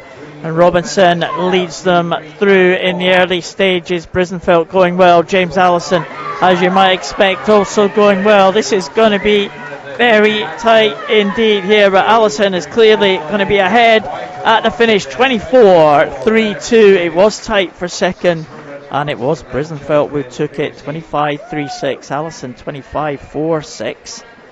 Is that going to be good enough for those two to make it into the final? It's going to be close, isn't it? It is going to be close. It's a very tight race, that one. Isaac Brisenfeld 25.36, but it was that start and the underwater work from Harry Robinson that paid to their efforts, because they were swimming fast through the water. But James Allison and Hilmar Bergman, well, they're going to have to wait and see. I think James Allison's just going to miss out, actually.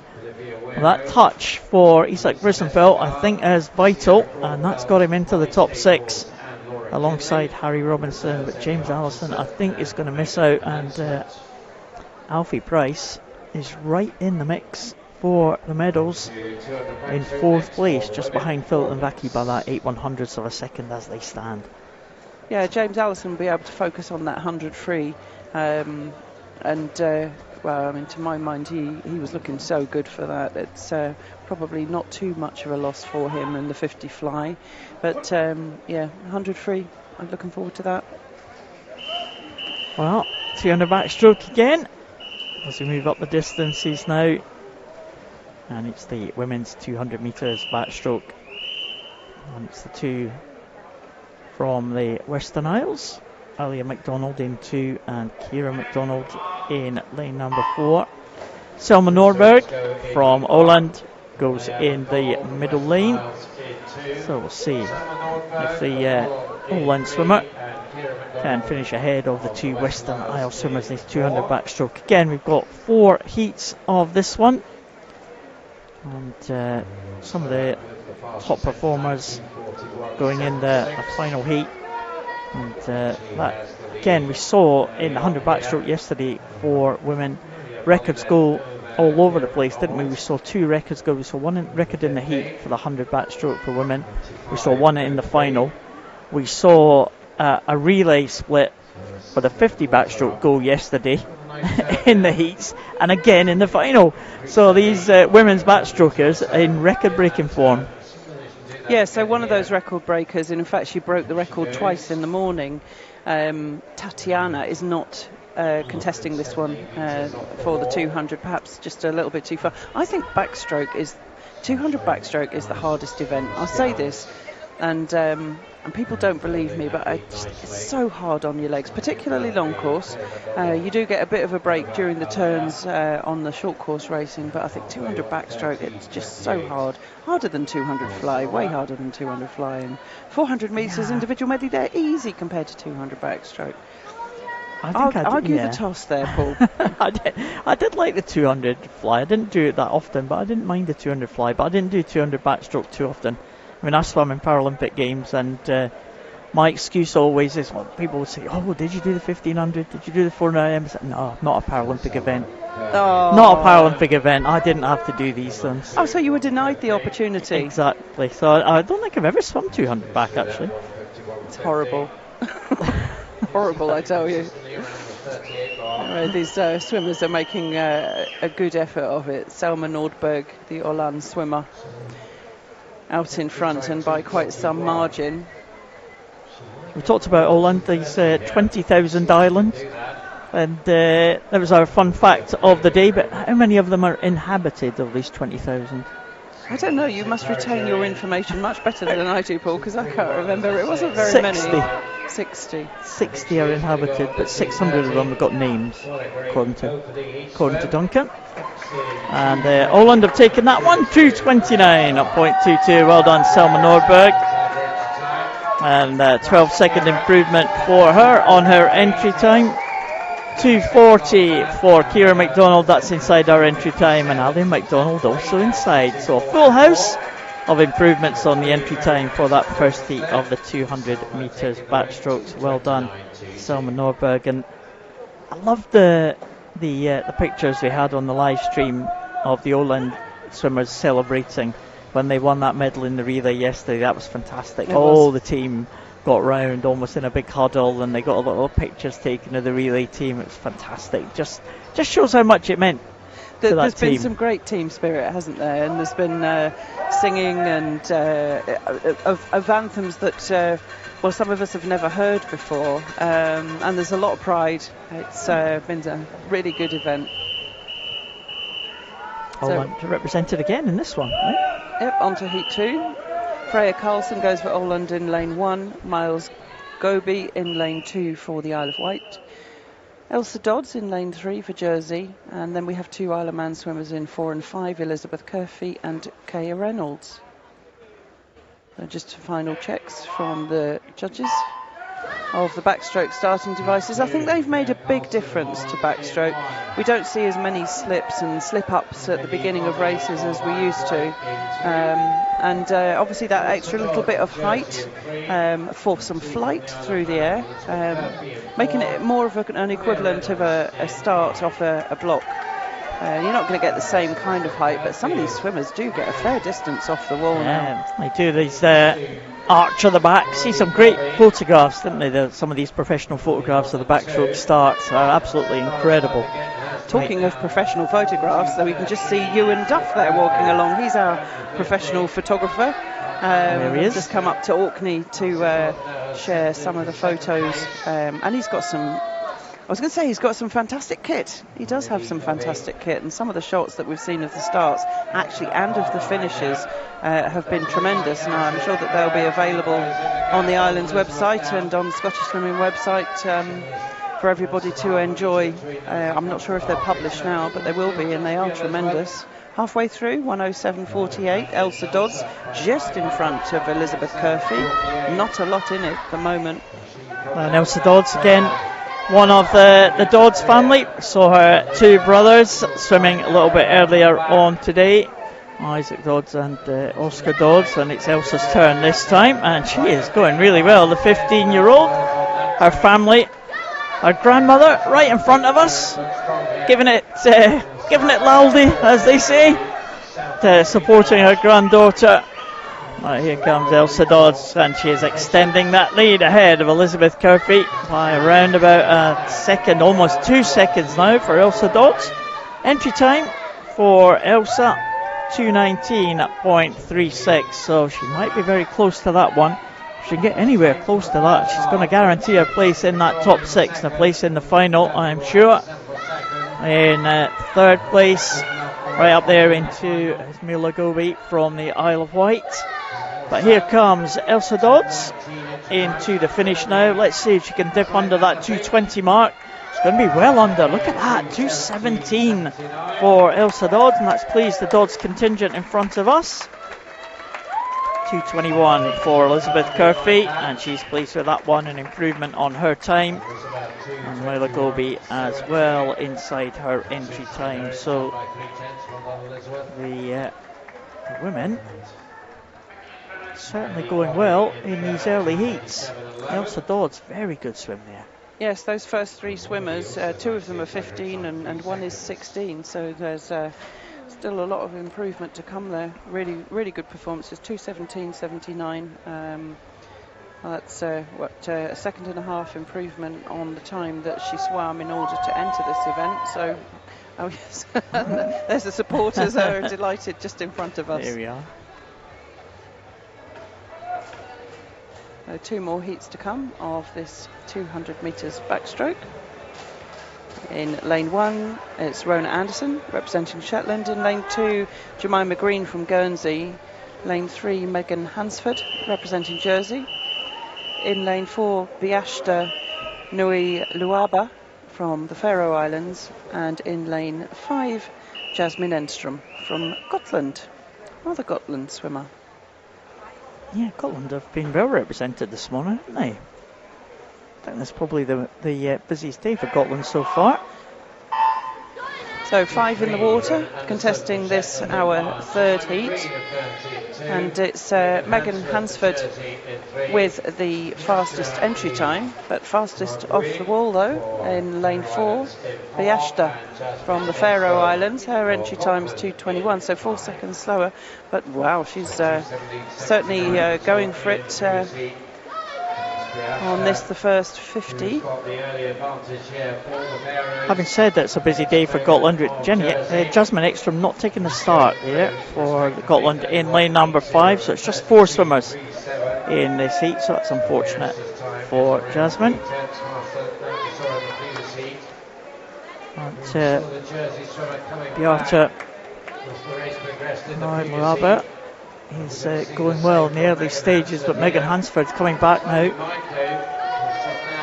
Just about taking up the running. Jemima Green in 3rd place. Rona Anderson in 4th position. Again, it was an impressive time in that previous heat from Elsa Dodd, and that's going to be tough to match. 2:17.74. Yes, Megan Hansford was 4th in the last iteration of these games. Well, I don't know, she looks very smooth out in front. There's not much splash as her hands enter the water, and everything looks very smooth and controlled, doesn't it? Beashta behind her also looking very good. She's just 15 years old, representing the Faroe Islands. But, she has fallen back just a little, 3 metres or so behind, a couple of body lengths, and catching up I think towards her is Jemima Green, the Guernsey swimmer in lane 2. Her entry time some 3 seconds slower than Beashta's, so I think she's catching towards her now, but not so for Megan Hansford, the Jersey swimmer out in front in lane 3. So easing through into the first 100 of this event, but she's just pulled away and pulling away with every stroke now through the second half, coming in towards the finish. And it's going to be a similar time, I think, to what we saw in the previous heat. Just inside 2:16.86. That's a great second half, isn't it? It's very, very possible to negative split that backstroke race. Just pacing it nicely, keeping the legs going. I was saying how hard it is on the legs on that 200 metres backstroke. Obviously paced that one very nicely. 2:16.86 Megan Hansford. It wouldn't surprise me if she did negative split it.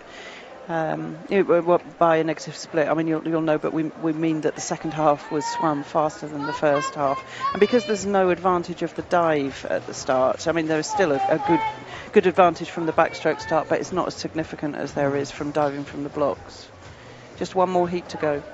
Yeah, I think she's not quite a negative split, but it's pretty close, I think, for Megan Hansford. Oh yes, it was 2:07, wasn't it? Yeah, 1:07, yeah. And 2:16 at the end, but yeah, it was a great second half. By far the fastest second half of anyone in that field, Megan Hansford, and well, she'll certainly be a danger when she gets to the final. I'm sure she'll be in that final. But the favourite, Elizabeth Heringsdottir from the Faroe Islands, goes in lane number 3. Ava Oldfield from Cayman Islands in lane number 1. Tallulah May Rautenbach goes in 2 for Guernsey. The 14-year-old Elizabeth Heringsdottir from Faroe Islands goes in 3. Eve Wood, the local hero from Orkney, she goes in 4. Caitlin Galbraith from Shetland in 5, and Tamsin Blowfield back in the water again for Orkney. The 14-year-old, she goes in lane number 6. But well, Elizabeth Heringsdottir, what a day she had yesterday. She saw the record for the 100 metres backstroke taken from her in the heats, and she reclaimed it again in the final. It was a fantastic swim in the final. I didn't think that she was a favourite to be in that final after that great fantastic heat swim from Tostavin, but well, she showed her class, Heringsdottir, and she swam away and regained that record time in that final. Fantastic swim from her. Yeah, her face was an absolute picture when she looked up at the scoreboard and saw the time there, only just outside a minute. And so, I mean, that was a good second off the time that she'd set in the previous iteration of the games. And she looks very strong out in front. Eve Wood is a fantastic backstroker. 200 perhaps not her distance, but she's looking really good here in second place. Tallulah Mar Rautenbach in third place just now. Elizabeth Erinsdottir looks as though she's made this race her own. She looks pretty comfortable out in front, the Faroese swimmer. Perhaps recovering from last night. She will be ready for the final this evening, I'm sure. Not quite as quick as the previous heat through the first 100, but looking very comfortable out in front. Eve Wood also looking good in second. Yeah, Eve Wood's just riding on the crest of the wave, isn't she, Eve Wood? She can do no wrong at the minute. She's been hitting her best times all over the place, absolutely when it matters, and none more so than last night when she claimed that gold medal. But Erinsdottir was also a gold medalist last night, and she will finish in 2:19. And again, she's not going to be the fastest into that final, but that looked very comfortable indeed. And Eve Wood 2:23.05 in second place. Is that going to be good enough? I think it might be good enough. 1, 2, 3, 4, 5. Yeah, possibly. It's going to be fifth or sixth, I think, for Eve Wood. I think it's good enough. I mean, Elizabeth Erinsdottir looked as though she was swimming well within herself there. Entry time 2:12, so some 7 seconds back from that. But when you think about the toll that a 200 metres backstroke plays on your legs, it's not surprising that she's working within herself. The games record is a blisteringly fast 2:11.24. Held by Signal Bjørnsen from 2019. So it'll be really interesting to see. She's obviously on good form. Be interesting to see if she can get close to that or even go under it, dip under it this evening. But she won't be in the centre lane. Well, after last night's performances, you wouldn't bet against her, would you? I wouldn't. There we go. 800 freestyle is the distance events that we are going to enjoy in this day 3. We've seen the 1500 freestyle for men on day 1. We've seen the 1500 freestyle for women on day 2. Now we've got the men's 800. So the distance specialists have had, I would say they have a rest, but most of them have done other events. Haven't they? They have. They've been super busy. And we've got 2 heats of this morning. So in our first heat we have Magnus Kirkpatrick from Orkney. In lane 3, Adam Techner from Greenland. In lane 4, we've got Robbie Thompson from Shetland. And from St Helena in lane 5, we have William Caswell. Yeah, and we saw Adam Techner yesterday swam in the 400 metres individual medley, did an absolutely incredible personal best. And just missed out on the final by 1/100th of a second over a 400 individual medley. But, he's the swimmer from Greenland, very much on form. But look at Magnus Kirkpatrick here in the outside lane. He's gone off to a good start.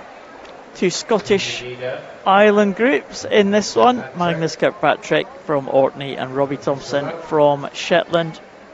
And William Caswell from St Helena. We saw that great finish that he had in the 100 freestyle a little bit earlier on this morning. And William Caswell it was, 57 point for that 100 freestyle. He's into an 800 now. But still relatively close in these early stages. Yeah, I mean, we're whizzing through these events this morning. I mean, I know that these 800s will take a little while, and we have got an awful lot of relays, haven't we? So that'll be really exciting stuff just to come. But 1:03.38 for that first 100 there for Magnus Kirkpatrick. So did you speak about entry time? So his entry time is just outside the 10 minutes. In fact, the only person that has gone underneath the 10 minutes that we can see is Adam Techner in the middle lane, and his entry time is half a minute faster than everybody else's, so which just goes to show what Magnus Kirkpatrick, how hard he's working and how well he's doing through this first 200 metres. So that's a quarter of the race done and dusted at the turn. 2:12.45. Look at this tussle here for second place. They're all going over within a couple of tenths of each other. Robbie Thompson in second. Adam Titchener has picked up the pace. He was behind a little bit in the early stages, and William Caswell in third place as they go over. And you can see the lane markers, 23 lengths to go. Yeah, Magnus Kirkpatrick, he's looking pretty smooth out in front. He hasn't got anybody to race because we've got a real race going on for second place between three swimmers. There's nothing to choose between Adam Titchener, Robbie Thompson and William Caswell. We talked about the Greenland team yesterday. Adam Titchener, we saw his twin sister swim a little bit earlier. And Magnus Kirkpatrick, though, taking it to the others in this field. Let's see what he can get here. Like I said, just over the 10-minute mark for Magnus. But he's got a little bit of a lead here. William Caswell, we know he can finish strongly. We saw his 100 freestyle. St Helena swimmer in second now. Adam Titchener now through into third. And Robbie Thompson just behind in fourth place, but not much in it at all. So the three swimmers all in a row, all chasing the leader. That's Magnus Kirkpatrick, the 15-year-old from Orkney. Look at those three going over it together. William Caswell's had a busy programme. St Helena, I think they're only represented, I think you said, in 4 sports, and they've got 2 swimmers here. So only 4 athletes, I think, at the entire games for St Helena. And 2 of them are here in the swimming pool and performing pretty well. William Caswell. And now he's beginning to just close up the gap now to Magnus Kirkpatrick. Magnus has got to try and hold on here. Still 17 lengths to go, so a long way to go. He's getting some cheering on from his coach Inga from the side there. She's waggling her arms about, reminding him to kick. But it was a really brave effort going out over that first 400 metres of this race, and it is the halfway mark now, 4:35.13. The gap is just under 2 seconds. It was 2.5 seconds at the previous turn, but he does look as though he's starting to make a bit of a move again, is Magnus. Yeah, we'll just keep an eye on the gap as we go down into the second half of this 800. Magnus Kirkpatrick, things getting a little bit stretched out in the middle as William Caswell begins to put a little bit of pressure on the others. Robbie Thompson has come through back into third position as Adam Titchener just fades slightly into fourth, but he's still very much in the mix. And it's not all over yet, then, I think. I'm not sure we know where this one's going to go just yet. I was keeping a track of the times there, and Magnus Kirkpatrick's time did drop in that fourth 100, but he has had a bit of a push on from his coach, and he looks as though he's made amends on that. I expect this 100 to be back to where he was previously, which was just about the 110 mark, so 5:46.81, so that's 111 for that last 100, whereas he drifted out to 113 through the fourth 100. Yeah, he's feeling the pace a little bit. Magnus Kirkpatrick in the outside, he's still got an advantage though, but here comes Caswell now. He certainly is closing up there as they come past us in the commentary position. You can see that there's not clear water between Caswell and the long-time leader Magnus Kirkpatrick. He's really got to try and hold on now, Kirkpatrick. Caswell is now within half a second. He's really closed up. Robbie Thompson, well, he's trying to make a move. He's going ahead of Adam Titchener, but the man with the momentum in the water is William Caswell at the minute. St Helena swimmer now maybe taking up the running here. I think it's fantastic to see the 2 swimmers on the outside performing so well, because when you look at the actual entry times, the swimmers in the middle, they're not doing badly at all. They're swimming good times as well, but the 2 swimmers on the outside are swimming out of their skins. So 6:58.45, and for the first time we see a new leader, 6:58.45. I wonder what Magnus has got left. Just a couple of hundreds to go now. 7 lengths to go as they go over that top end. And William Caswell from St Helena making the most of his opportunity here at the Ireland Games. He'd love to dip under that 10-minute mark, and he's well on course to do that, as is Magnus Kirkpatrick. Those two entries just over the 10 minutes, 10.02 and 10.08. And Titchener and Robbie Thompson, again, very, very close. They're having their own private battle in the middle, but this is the tussle for third place. They'll come up to the last 100 when they reach the bottom end. Look at that battle for third here, Thompson and Titchener. And here comes Caswell now into the 100 to go. And at the 700 mark, he's opened up that gap a little bit more, Len. What a great performance. So he's coming on an entry time of 10 minutes and 8 seconds. I say the swimmers in the middle are swimming really well compared to what we've seen from them before, but it's just William Caswell and indeed Magnus Kirkpatrick are really swimming super fast. Well, Caswell, 3 lengths to go now. He'll go down to that bottom end. The bells will be ringing for the St Helena swimmer. Officials are ready at the full side. Here we go. Caswell will take the bell. He is ahead of Magnus Kirkpatrick. Wonder what Magnus has got left. The 15-year-old from Orkney, the home swimmer. His legs will certainly be working now. You were saying his coach was telling him to kick the legs earlier on. You won't have to tell him now because Kirkpatrick is going. But look at Caswell. We saw him swim a 57 point in the 100 freestyle a little bit earlier on. And look at this finish for William Caswell. Full of swimming at the end. And look at the time. 9:13.52. Well, 65 or so to finish on that final 100. And that final 50 was very swift indeed. And look at the times for everyone. Kirkpatrick well under the 10-minute mark, which was his entry time. And the two in the middle had their own private battle, and that was won by Robbie Thompson with Adam Titchener in 4th position in the race. And all of the 4 swimmers inside their entry time, the leading 2 well inside. Yes, I mean nearly a minute off a time when you hear swimming at the Island Games is actually pretty incredible, William Caswell. And as you say, I mean, he had so much energy left at the end. He went out quite conservatively. And when I say conservatively, how can it be conservative when he's taken nearly a minute off of his time? That was extraordinary. Magnus Kirkpatrick very bravely went out on his own, but he was caught. But all credit to him. What a fantastic performance from Magnus Kirkpatrick as well. And do you know what? The two in the middle as well. All great. Lovely to see that. Yeah, it was a nice little battle in the middle there. Titchener and Robbie Thompson. Do you know what? They've laid down the marker for the next heat, because the next heat isn't that much faster.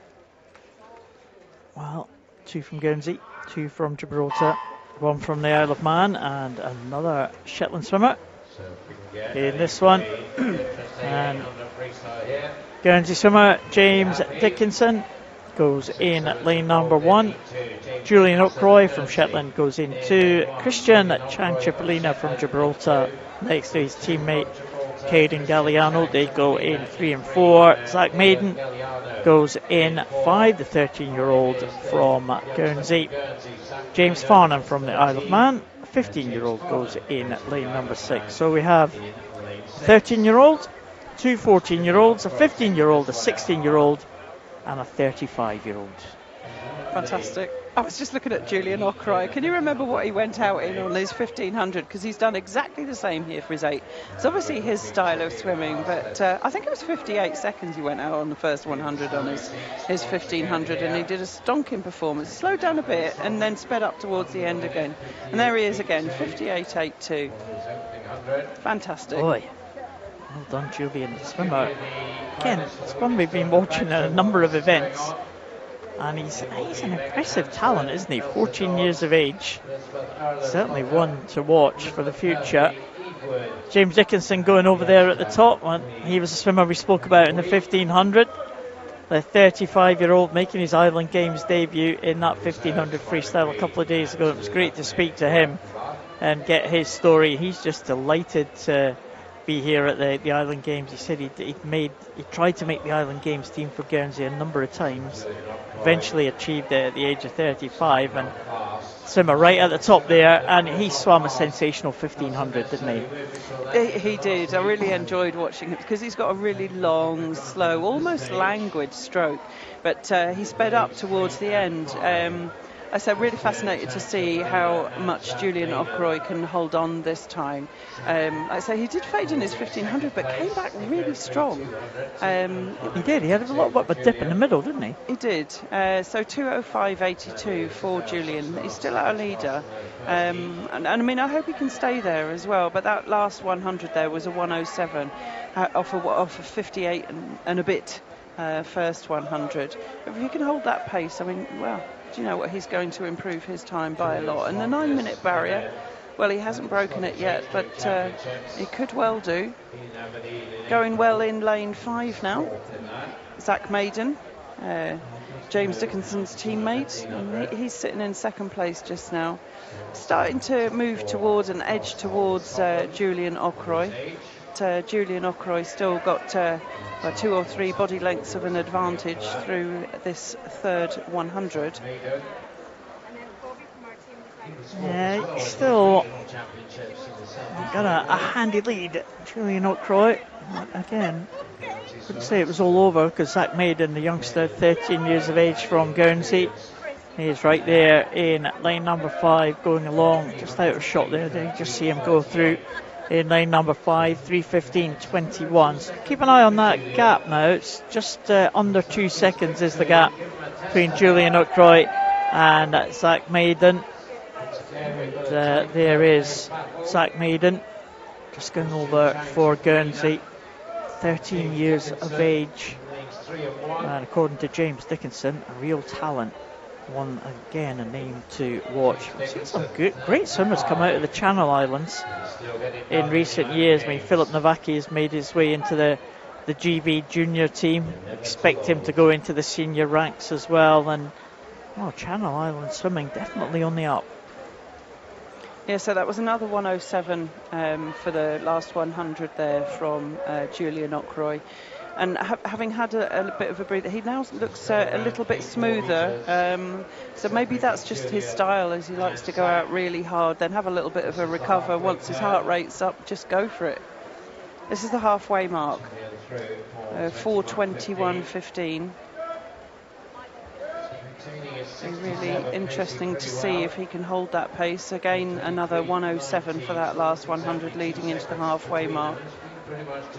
It's same gap as we saw in the previous 100 there. Zach Maiden and Julian Ockroy, pretty much 2 seconds separating them. But again, that's at the halfway point. So Maiden, just check as Ockroy goes over at that 4:50 mark.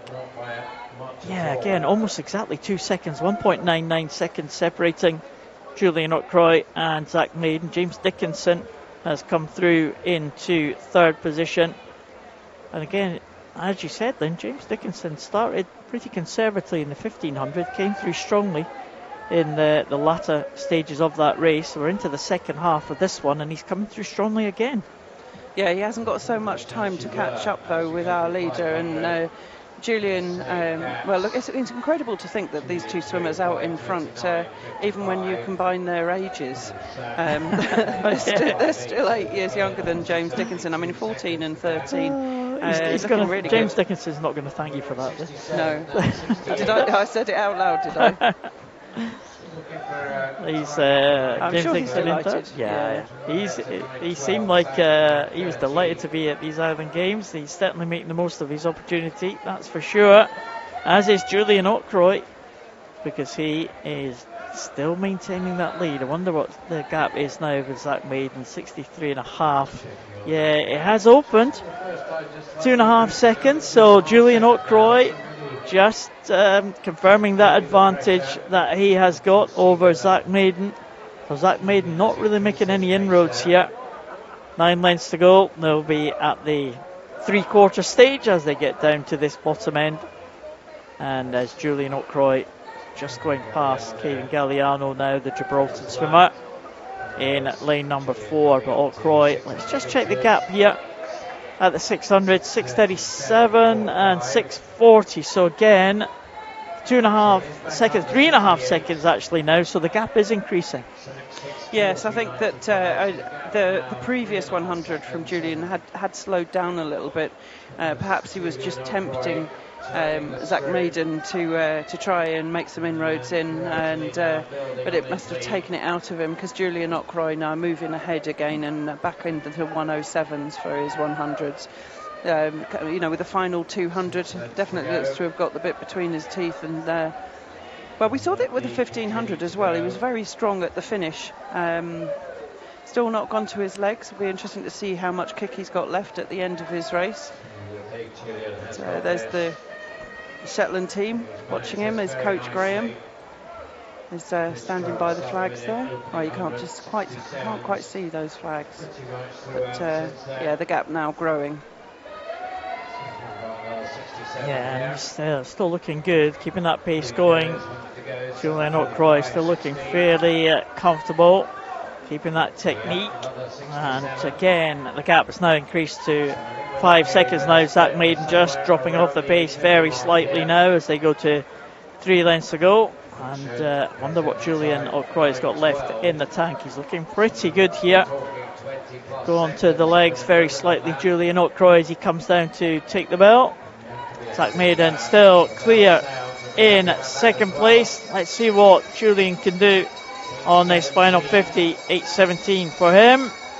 And this is going to be a great time for Julian O'Croy. Really working hard now. Zach Maiden takes the bell at the bottom end. James Dickinson in third place, right on the far side, just ahead of Christian Chan Cipollina. But here comes Julian O'Croy. Let's see how much he can improve his time by. 9:12:20 was his entry time, and he's well under the 9-minute mark. Look at that, 8:48:01 for him. Zach Maiden, can he get under the 9-minute mark? He can. 8:57 for Zach Maiden, and James Dickinson, a good finish for him. 9:02:35 for James Dickinson. Another improvement by, well, what's that, 16 seconds then? Fantastic. Loads of big improvements. And I was just looking at that time of Julian O'Croy. Had he swum that previous to this event, he would have been swimming in the final heat in the evening, which is quite extraordinary. He's only 14. Jolly good. And he was going some at the end, wasn't he? He was, indeed. Great finish. He still had a lot left in the tank. 62 seconds for his last 100. Yeah? Wow.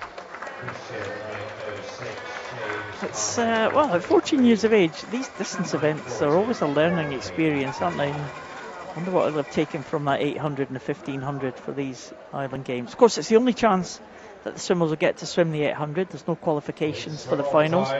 The fastest heat of the 800, the swimmers with the fastest entry times will compete in the final sessions tonight. So that is the last of the 800s that we'll see in the heats this morning. But here we have our bonus event. This is what we've been looking forward to, Lynn. The swim off. Grace Pointer from the Isle of Wight goes in lane number 3, and Oriana Wheeler from Guernsey goes in lane number 4. This is for a place in the final. They tied for 6th position for that 100 breaststroke final in a time of 1:13:73. And this must be at least her third race for Oriana Wheeler.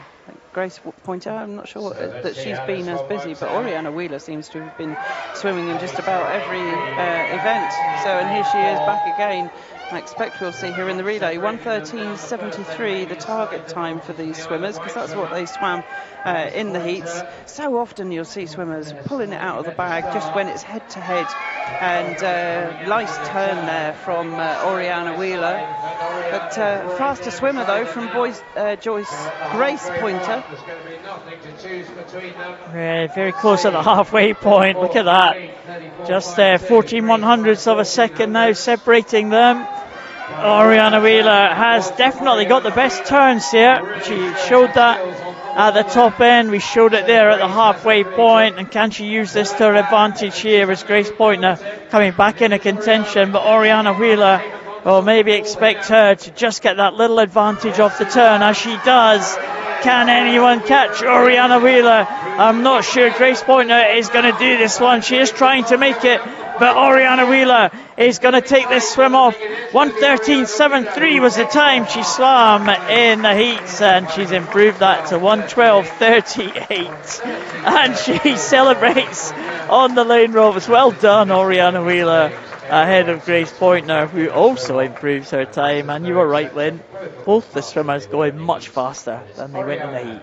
Do you think that's psychological, or do you think it's a thing of physics? There's no splashing or anything like that. To be fair, there's not that much splashing from the breaststroke anyway. But I always wonder how much of it is psychology and how much of it is physics. I think it's maybe psychology. I think you've got a second chance of swimming. You might be disappointed with your swim. You might be absolutely delighted with your swim. But there's always something as you come out of a race with swimming, you think, you know what, I could have done that a little bit better. I should have done this on the dive. I should have done this on the turn.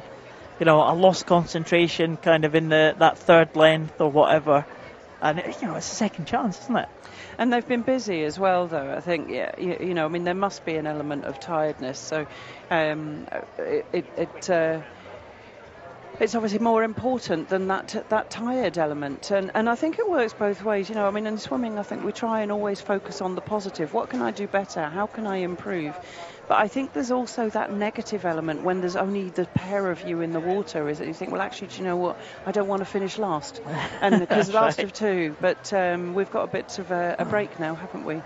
Different people have got different views towards it, and like I say, we try and focus on the positive, but I think that there must be that I don't want to be negative element as well, which can work for you as well. Use everything that you can just to improve that time. But yeah, they were both faster than they were in the heats. Yeah, and a little bit of a contrast there, wasn't it? It was great turns from Oriana Wheeler, but great swim speed from the Isle of Wight swimmer Grace Pointer as well. Yeah, and that was quite noticeable because Grace was catching Oriana on the swim, and Oriana, but her speed around the walls and under the water as well was just that much stronger. So what have we got to come? We've got quite a lot of relays. Quite a lot of relays. Yeah, I do like the relays. And are they all competing for finals in the evening? Yeah, they will be. We've got the women's 4x100 freestyle relay. We've got the men's 4x100 medley relay. And then we've got the mixed 4x50 medley relay as well. So that's good. I do like the mixed relays, actually. I love the mixed relays. I have to confess that I wasn't that sure when we first started putting them in, but I guess I'm a bit of a purist at heart. But yes, it should be wrong. And I think there was also and you mentioned it yesterday about we cannot set records, individual records in the mixed relays. And I can remember, I think it was Libby Trickett. She might not have been Libby Trickett at the time, racing against Michael Phelps and breaking the world record in the 100 metres freestyle. Only she didn't, because Michael Phelps was alongside her and swimming faster, and it was a mixed relay. Yeah, so it was deemed to be pacing. Yes, and yet we have junior records, but they aren't considered to be paced off the senior swimmers. Well, yeah, it's the same in para swimming as well. You have the relays are multi-classification, so you have different classifications, and you think, if you're swimming a swimmer against a swimmer with a lesser disability, how's that not considered pacing as well? So there's a little bit of inconsistency there, I think. Yeah, I do understand it, but actually I think, if you're the person that's gone fastest in the pool over a distance, regardless of who it was you were racing against, I think that should count as the fastest time and the world record. Because it's the same in athletics, isn't it, with the drafting of the running. Although I know that they do have wind speed limits for the sprints. So if you swim, Oh yeah, and the jumps. yeah. So I get it, and there has to be consistency. I mean, that's why we've got these uniform rules, isn't it? So everybody's complying with the same conditions, and it isn't quite the same if you've got somebody else, if you're racing against that could potentially be pacing you. I'm sure that there wasn't any pacing going on, but I think that was the reasoning behind it. Yeah, and well, just talking about the officials as well. The officials do a great job, don't they? Our white army there, you can see them at the side of the pool. They turn out week after week after week in the season, in the swimming season, which seems to get longer and longer. Is there an off-season in swimming? No. And there are two seasons though, aren't there? I mean, we have the long course season, which runs through till August. Most of our age group swimmers and our children, they finish when school finishes, or our age group swimmers that have got the Scottish summer meet now that finished last weekend. But then for our more I was going to say more serious. I don't mean more serious because we're all pretty serious about it. But our international athletes, we were speaking about Philip Novacki, who is off to the World Junior Championships, which take place in August. And the children in Scotland are back in school in the middle of August. Now, he's not at school in Scotland, but there doesn't seem to be much of a break. Our officials, after here, most of them will take a break. I know we've mentioned Sean Dawson, who's running our electronics. He will be off to the World Championships pretty much as soon as he leaves here. So he'll be off to Singapore. And that's our international athletes from GB and indeed from all over the world contesting for the honours there. But there doesn't seem to be much of a break. No. And I know that yourself, you're involved with the North District here in Scotland, and Duncan obviously does a lot in the central belt of Scotland. But I think Duncan could probably be announcing every single week, or probably about, 40 weeks of the year if he wanted to. I think he probably does. I mean, I do think he's mad. Just slightly. He's not listening. You're right. He's not listening. Slightly bonkers. I think that he's got shows huge commitment, because it's not just the officials. The officials are a very visible face of volunteering in Scotland. But we've got announcers. We have people working behind the scenes who you won't have even seen on the camera footage. Then they're wearing orange, and for our field of play, and we've also got our front of house people, and they're all volunteers. Some of them recruited from Scotland and indeed from further afield. Our officials are represented by, we've mentioned already, some from the Isle of Man, some from Faroe, some from Åland, and from the Channel Islands as well. So we've got a lot of officials from all over the place. Most of them have been drawn from Scotland and from Orkney itself. So our lead referee here, Derek Allen, is a referee here in Orkney. But yes, they're busy every single weekend. Absolutely. And if you're wondering why we are droning on a little bit, we're on a break at the minute. There's no action taking place in the pool apart from these swimmers warming up and swimming down. Yeah, you can see the swimmers. Some of the swimmers from the 800 just gone swimming up, and we have the relays to come, and they'll be coming up very shortly. We'll maybe just get a little bit of an idea of when we can expect them, or maybe a few minutes' time. Yes, I mean, it's great if you've got the privilege of a warm-up and a swim-down pool, which is separate from your competition pool. That allows the swimmers to recover and to prepare for their next races. We don't have one here in Orkney. There is another body of water, but it's a little splash pool with some slides and things like that. Not really suitable for swimming in. We're lucky that we do have some pools around Scotland that do have those facilities. There's not that many. We do in Aberdeen, in Edinburgh, which is where Duncan does the majority of his work, and hopefully in Tollcross in Glasgow. We'll get the benefit of that. Commonwealth Games next year? For next year, exactly. And the pool has been shut, but it's expected to be opened early doors next year. But I think we were talking about competition the next time around for the Island Games in Faroe. Faroe Islands, yeah. They're already preparing for those Island Games. It's held every 2 years, and it's held every 2 years since 1985, with the exception of 2021, of course, the COVID year. That's the only year that the Island Games hasn't been held in the last 40 years. So, as a consequence, this is the 20th version instead of the 21st. And I think Orkney were supposed to hold it back. I think they were supposed to hold it back in 2023, weren't they? But it's all got kind of bumped up by 2 years because Guernsey held it back in 2023 and Orkney were 2 years further down the line. So, I mean, we were talking yesterday about the planning that goes into that, and as soon as you're awarded the games, you start planning for them and what you're going to do in them. But it's probably been an extended planning period for Orkney because they'll have got it prior to COVID, and they'll have had to wait an extra 2 years. So it's been a long time in the coming, but they've done a great job, the Orkney organising committee, haven't they? Yeah, I mean, and it's a huge financial commitment as well as time commitment for the volunteers and the staff that are working here.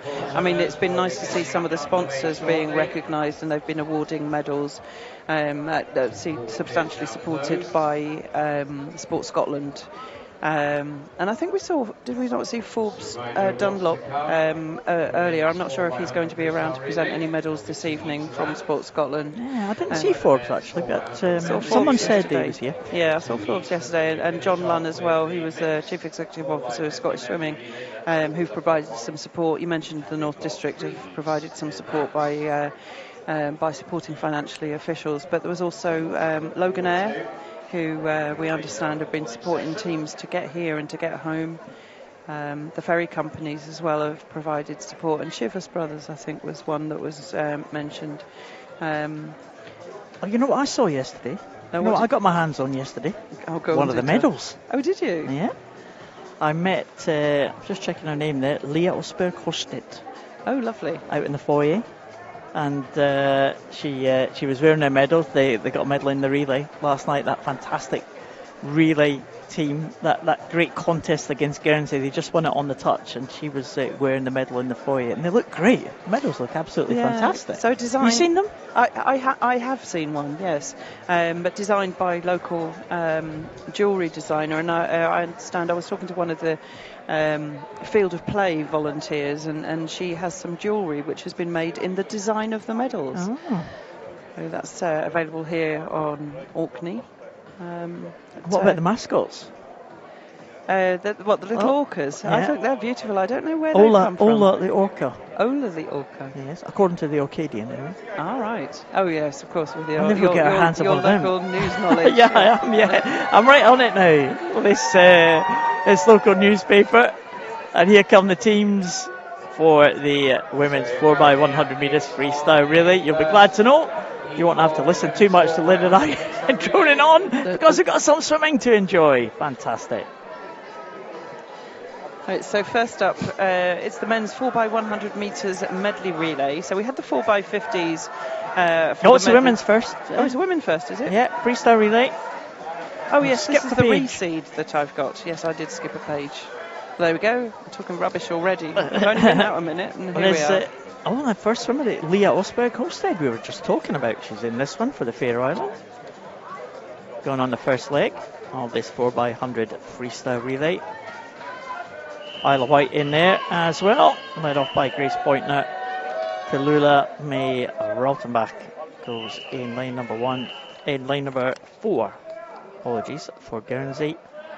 And Cayman Islands, they are led off by Sierra Broadbelt in lane number 1. So we have 4 swimmers in this one, 4 teams and 5 teams in the second. So top 6, fastest 6 times from the 2 heats will progress to the final. Well, great race, as we said last night, for the Faroe Islands to take that gold just ahead of Guernsey, and they're both in this one, Lynn, with Leah Osberg Holstead on the opening leg for them with that blue cap, and Tallulah May Raltenbach for Guernsey in third, just behind Sierra Broadbelt. We had a busy day yesterday. Sierra Broadbelt, already a medalist in a number of events and a gold medalist for the Cayman Islands. in that 100 metres butterfly a couple of days ago. But she's going well on the opening stages here. Yeah, she looks really good. And it's a tough competition here. I think, asking to swim as fast as you can at the end of a heat session where you've already been very busy in order to qualify to do it again in the evening. But that was a really good opening from Sierra Broadbelt, Leah Hochberg Holstead, not very far behind her. And it's actually a pretty tight competition here. Caitlin Sullivan in the water now for the Cayman Islands. And it's Johanna Olofsdottir from the Faroe Islands over on the far side. But coming through quickly now is the team from Guernsey, Molly Staples. And Molly Staples, we've already seen it this morning, and she's swimming pretty rapidly through in this 100 free. Was it in the 50 free that we saw Molly Staples? I forget from earlier on this morning, but really powerful 100 free from Molly Staples for Guernsey. Yeah, she's done a couple of events yet, and I think it was, you're right, I think it was the 50 free. She just tied, I think, for that 5th position. I thought it was going to be a swim off. She tied for 5th rather than 6th. And talking of ties, she's going to hand over to Oriana Wheeler, who's just got out of the water on that at 100 breaststroke. Yeah, Guernsey very, very strong indeed. And again, they won the relay on day 1. They were second behind the Faroe Island team on day 2, and well, you would expect that those two would be strong when they get to the final. But Guernsey have got a real strength in depth, haven't they? Oriana Wheeler going well, and it looks like the Faroes are coming through into 2nd position. Barter and also Lugbo in 2nd place for that Faroes team. Cayman Islands just being eclipsed now by Myla Gobi for 3rd position, but Oriana Wheeler away and clear here.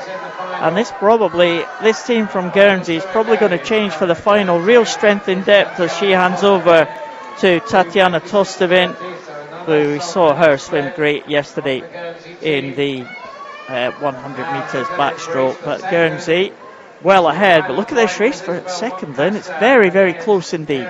It's a real battle, and it's going to be really important. We've only seen 3 teams on the podium so far in the women's relay events. Guernsey, Holland, who go in the next one, and the Faroe Islands, but really good showing there from the team from the Isle of Wight. Very strong. Well, Vestergaard was the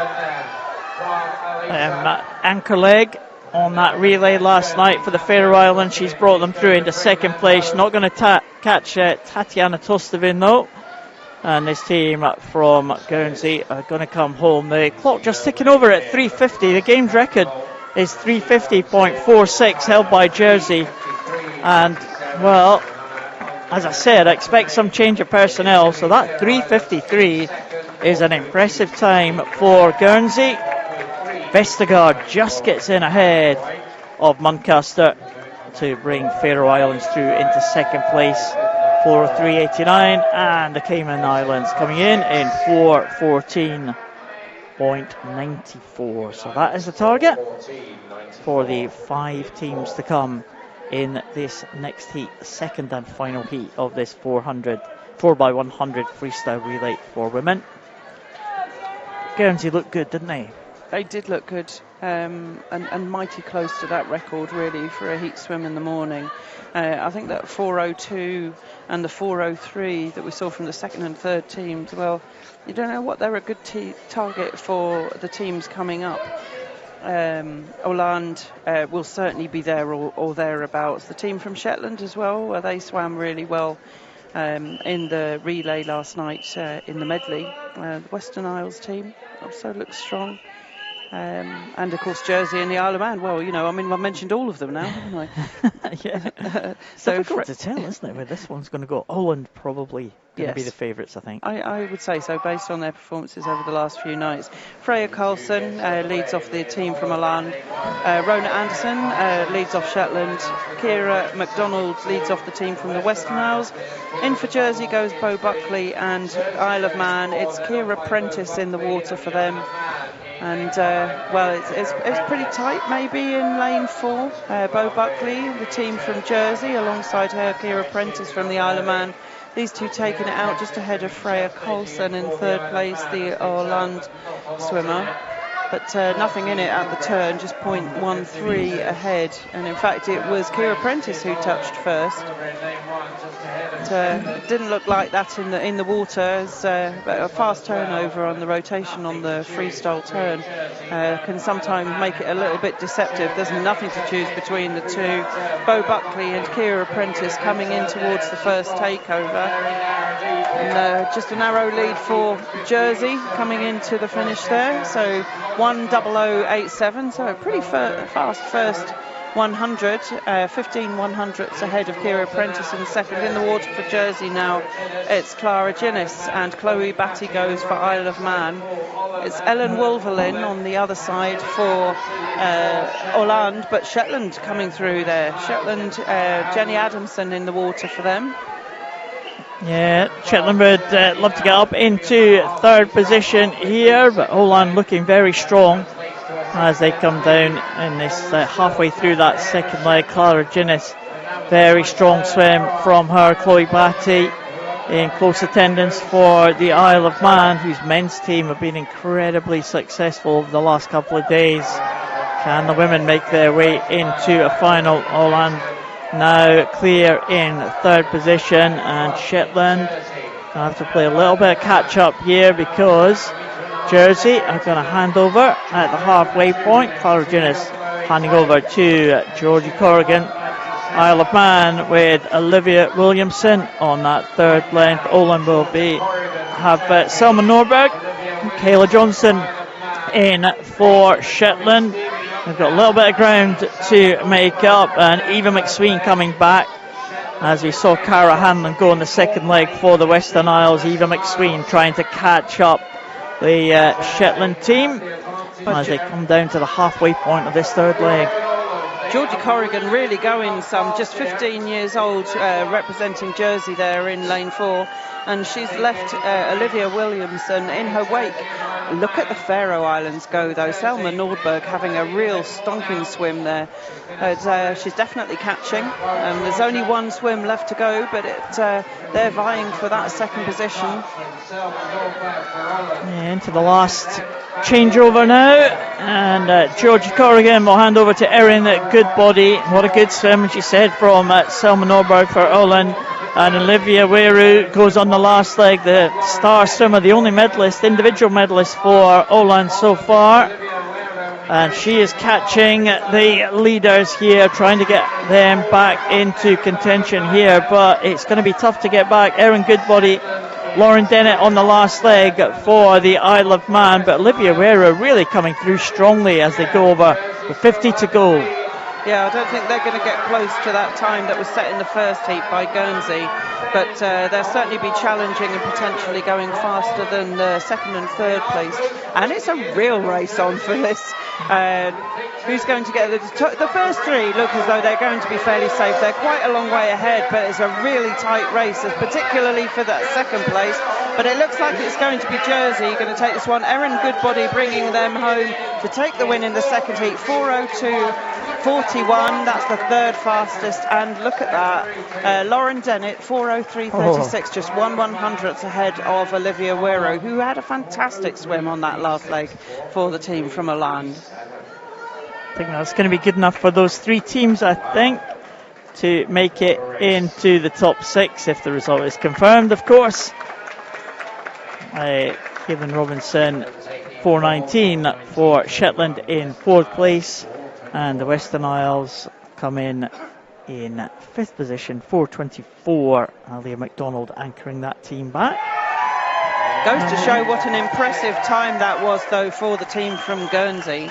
Almost 9 seconds clear at the front of the field. As you say, there's going to be some changes as well for the finals this evening, but that's a big gap to make up. Yeah, it certainly is, and I think it'll be 3 from the first heat and 3 from the second heat, so Guernsey will lead the way. Faroe Islands will be there, the Isle of Wight will be in that final, Orland, Jersey and the Isle of Man. It's going to be a cracking race in that final. Now it's the men's then.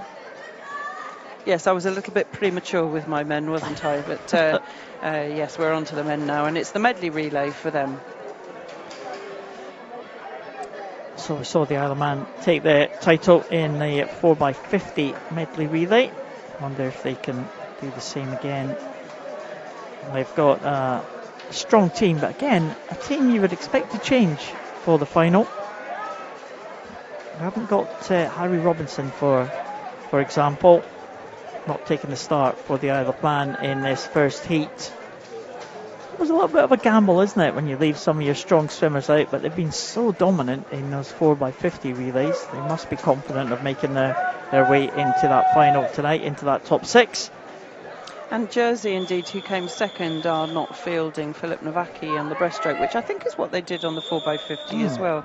Oscar Dodds having that honour, and he's no mean shakes, so it's going to be a tight contest. But Isle of Man and Jersey were the first and second in the 4x50 medley relay. Cayman Islands, who we'll see in the next heat, were the third place team. But in the water for the team from Jersey, we have Isaac Thompson. Finley Geddes goes for the Shetland Islands in lane 2. It's Mark Morrison on the backstroke leg for the Western Isles in 3. Lydius Jönsson from Faroe Islands in 4. And Charles Foster leads off the Isle of Man. Well, Isaac Thompson, that's a cracking backstroke there. But, I hope he knows he's got another 2 lengths to go. Using that underwater, he was almost 14 metres on that start. He was around about 12 metres on that first turn, around about 10 or 11 metres on that second turn. Doing a great job, Isaac Thompson, on that far lane. Yeah, 26.9 at the halfway mark on that backstroke leg. Just perhaps settling in now, coming in towards the first takeover, and that was a cracking backstroke swim. Great takeover as well. 55.92 on the backstroke there for Isaac Thompson, and into the water goes Isaac Dodds.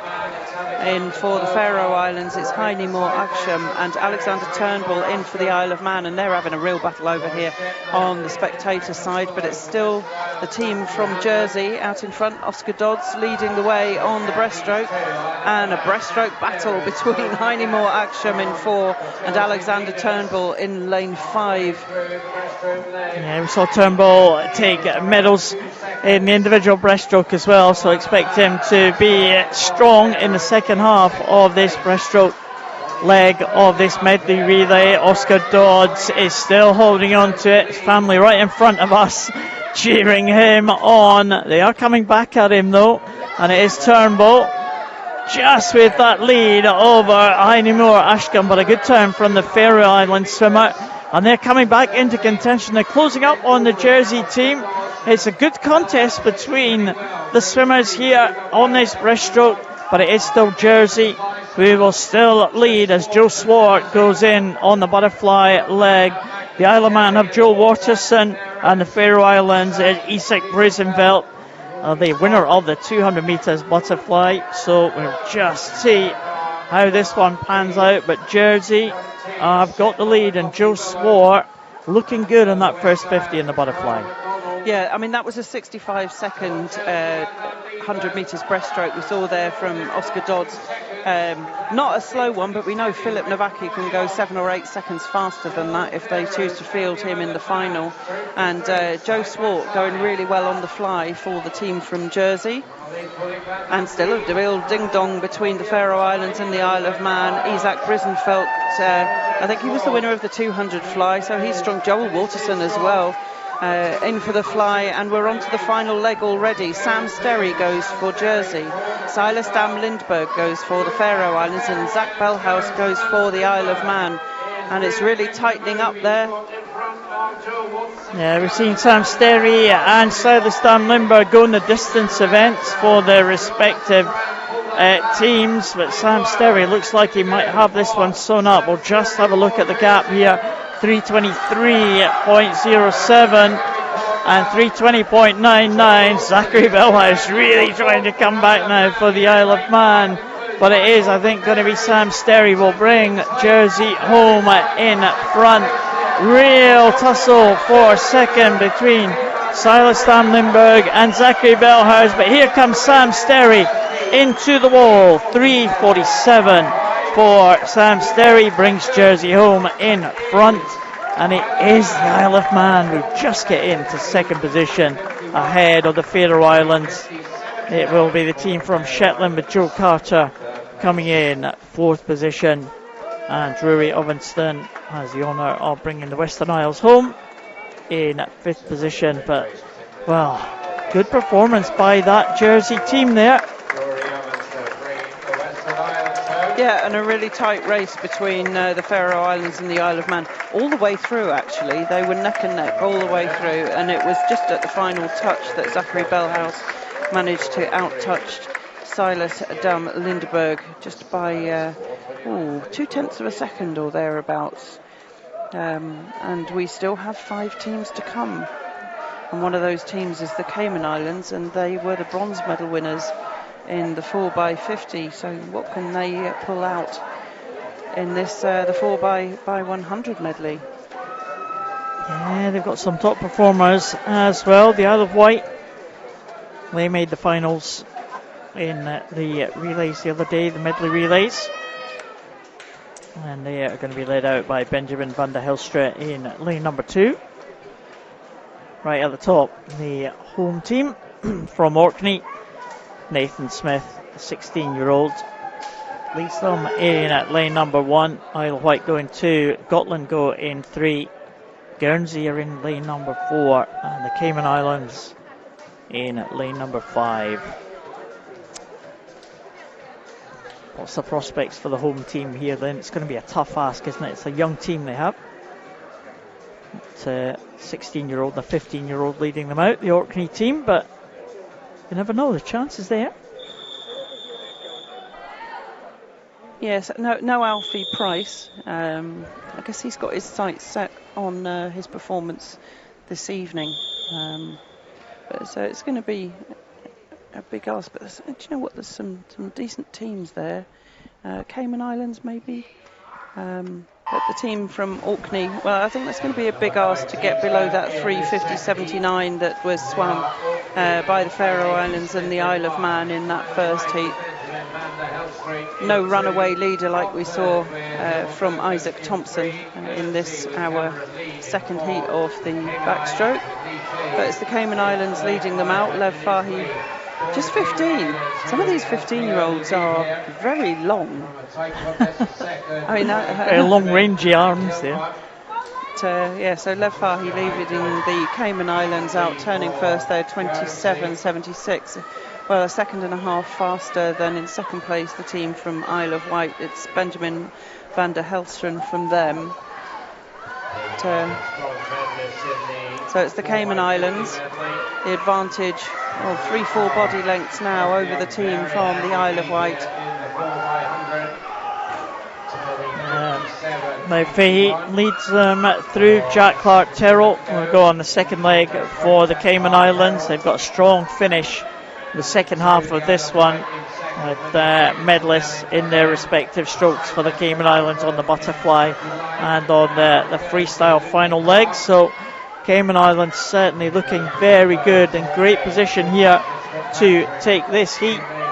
In second place, it's a real fight for second. William Davidson from the Isle of Wight just leads Maltalith and Luke Lecras as they come in to that halfway point on the breaststroke. There is the tussle for second. You can just about see on the left hand side of your picture the leader, who is Jack Clark-Terrell, but William Davidson getting the Isle of Wight into a good position to try and make it into another relay final, as we saw the other day. But Jack Clark-Terrell is going to retain the lead for the Cayman Islands, only just, because William Davidson swam a very good breaststroke and closed the gap, but Cayman Islands in the lead and a strong second half of this medley relay for the Cayman Islands. Yeah, Danny Kish going in the water for them now. It's George Hayward for the Isle of Wight taking the fly leg, and Jack Schoberg is in for Gotland. But, Danny Kish, well, we've seen him put in some good performances, well, and he's doing the same now on the fly leg. He knows he's got James Allison, who is a super 200 freestyle swimmer and a strong 100 freestyle this morning as well, so he'll be taking the anchor leg for them. But Danny Kish, well, he's pulling ahead of George Hayward on this fly leg, so I think it looks fairly safe for the Cayman Islands, subject to all of the conditions that the meet has and the officials have seen. So 2:59.39 for the Cayman Islands. So 3.5 seconds now the gap, or 4.5 seconds the gap over George Hayward in second place, and in for the Isle of Wight it's Harry Pointer. So he's got the honours taking the anchor leg for the Isle of Wight. Max Turngren for the team from Gotland, but it's James Allison away out in front for the Cayman Islands, and looking good for the win in this second heat. Let's just remind ourselves the time that was swum by the team from Jersey was 3:47.85. So we want to get close to that if they're going to look for one of the two centre lanes in the final this evening. Yeah, it's not going to be that fast, I don't think. They might be sitting in around about 4th place. There was 3 teams in the first heat were in the 3:50 mark, and it was 3:52.53 for that team from the Cayman Islands. And let's see, the Isle of Wight 4 minutes, 0.25. Isle of Wight always very vocal, aren't they? They've got a very small contingent here, but they're making themselves heard, that's for sure. And Guernsey 4:02.35 for them. Is that going to be enough? Certainly it's not in the top 3 in the previous heat. Were faster than the 3 first finishers in that second heat. Yes, not dissimilar to the female racing. 3:52.53, I think, it placed them 4th into the final. Cayman Islands and the Isle of Wight cheering. And you're right, And the Isle of Man. Guernsey just making it through. Yeah, so Jersey lead the way, Isle of Man second, Faroe Islands, Cayman Islands, Isle of Wight and Guernsey. They will be into that final. Wow. I think that's going to be a hot contest this evening. Yeah, it's going to be good. Jersey, I think, are pretty much the favourites for that one, but again, we'll have other swimmers coming in to take that final. The Isle of Man have dominated the sprint relays. What are we going to get in this 4x100? But talking about sprint relays, we're back in again for the sprints, and it's the mixed relays this time. Yes, completely different teams on the podium for the women than it has been for the men. So a good combination that we've seen. We've seen Guernsey, Faroe Islands, Åland, and of course Jersey, the Cayman Islands, and the Isle of Man. So a right combination. So it'll be really interesting to see who will come out on top when we've mixed them all up. That's an official term, isn't it? Mixed them all up. That's it. Yeah, well, it's. I wonder if some of the teams you can't hang about. It's a bit more of an unknown quantity, I think, in these mixed relays. I mean, you could see some of the teams switching out people for the female relay and for the male relay a little bit earlier on. They're thinking, yeah, we're pretty comfortable. But this mixed one, it might be a little bit of the unknown, so we might not see as many people just take it easy in the heats. And there's 3 heats as well. And how many teams? 15 teams in all. And the mixed relays again give a chance for some of the smaller nations to field a team as well. Maybe if you don't have 4 female swimmers or 4 male swimmers, it gives these teams a chance. So we've got more teams in this mixed relay than we had in any of the other single gender relays, haven't we? Well, when you add together all of the islands that have have won medals so far in the relays. There are 6. So six teams, all with swimmers capable of winning medals, and we know they're capable because they have already won medals, but you just don't know with the combinations which ones are going to come out on top. I mean, the Isle of Man were so strong in those men's 4x50 and men's 4x50 medley, weren't they? But they haven't won a medal in the women's. That's not to say that they haven't got any female swimmers, but they didn't seem to have a combination of 4 that could beat the likes of Guernsey and the Faroe Islands in those 4x50s. So I think it could go anywhere. And again, it's going to be interesting where the swimmers put their male and female swimmers as well. I mean, just looking down the order of where they're going to swim, we've got in this first heat, we've got how many? We've got 2 female swimmers starting them off and 3 male swimmers in the centre lanes. And then a combination right across the board. Is anyone putting 2 male swimmers out? Yeah, Shetland are putting 2 male swimmers out first. So they might have an early lead in this very first heat. But then with the 2 female swimmers on the second half, they might get dragged back. It's going to be exciting, isn't it? Well, it is. I mean, I think the ideal combination, if you happen to have the strength in those strokes, is to have the 2 male swimmers leading off. But if that's not where your strengths lie, then you can't do it, can you? And then looking through, there's actually quite a lot of females that are leading off on the backstroke. Mind you, the backstroke has been so strong, hasn't it, from some of our female swimmers? That 200 backstroke, case in point, and the 100 backstroke on the first night. Or was it? No, it was last night. It was so exciting, wasn't it? And again, if you've got someone like Cara Hanlon, you're not going to not use Cara Hanlon on the breaststroke, are you? No. No, you're going to take advantage of the skills of the swimmers that you've got there. But yeah, some of these swimmers have been really super busy. I'm looking at the Faroe Islands team. They're swimming in Heat 2. We've got Elizabeth Erins-Dottir, Barshdal, Eidesgard, Beashta Nui Loaba, and Regis Jensen, and they've been super busy, haven't they? They have, yeah, very much so. And Julian Ockroy, straight from that 800 metres freestyle, leading off the Shetland Islands team in this our first heat. And we said we didn't see Harry Robinson in the men's relay, but he's in this mixed relay. Use your strengths where they are, I guess. Yes. So it's going to be interesting. Just a little bit of a gap. I'll give these swimmers a little bit of time to recover. I mentioned also about Alfie Price not being in the men's relay where he was in the mixed race. He's in there. Yeah. Territory here. It should be a good one. Oh. Just about ready to go. Oh, jolly good. 3 heats coming up. Yeah, should be good. Falkland Islands, again a perfect example of able to field a team. And they go in lane number 1, led off by Nell Ford. On the backstroke, one of the 2 female swimmers taking the start. Matthew Hanlon will take the backstroke leg for the Western Isles. Max Tongren from Gotland in the middle lane, lane number 3.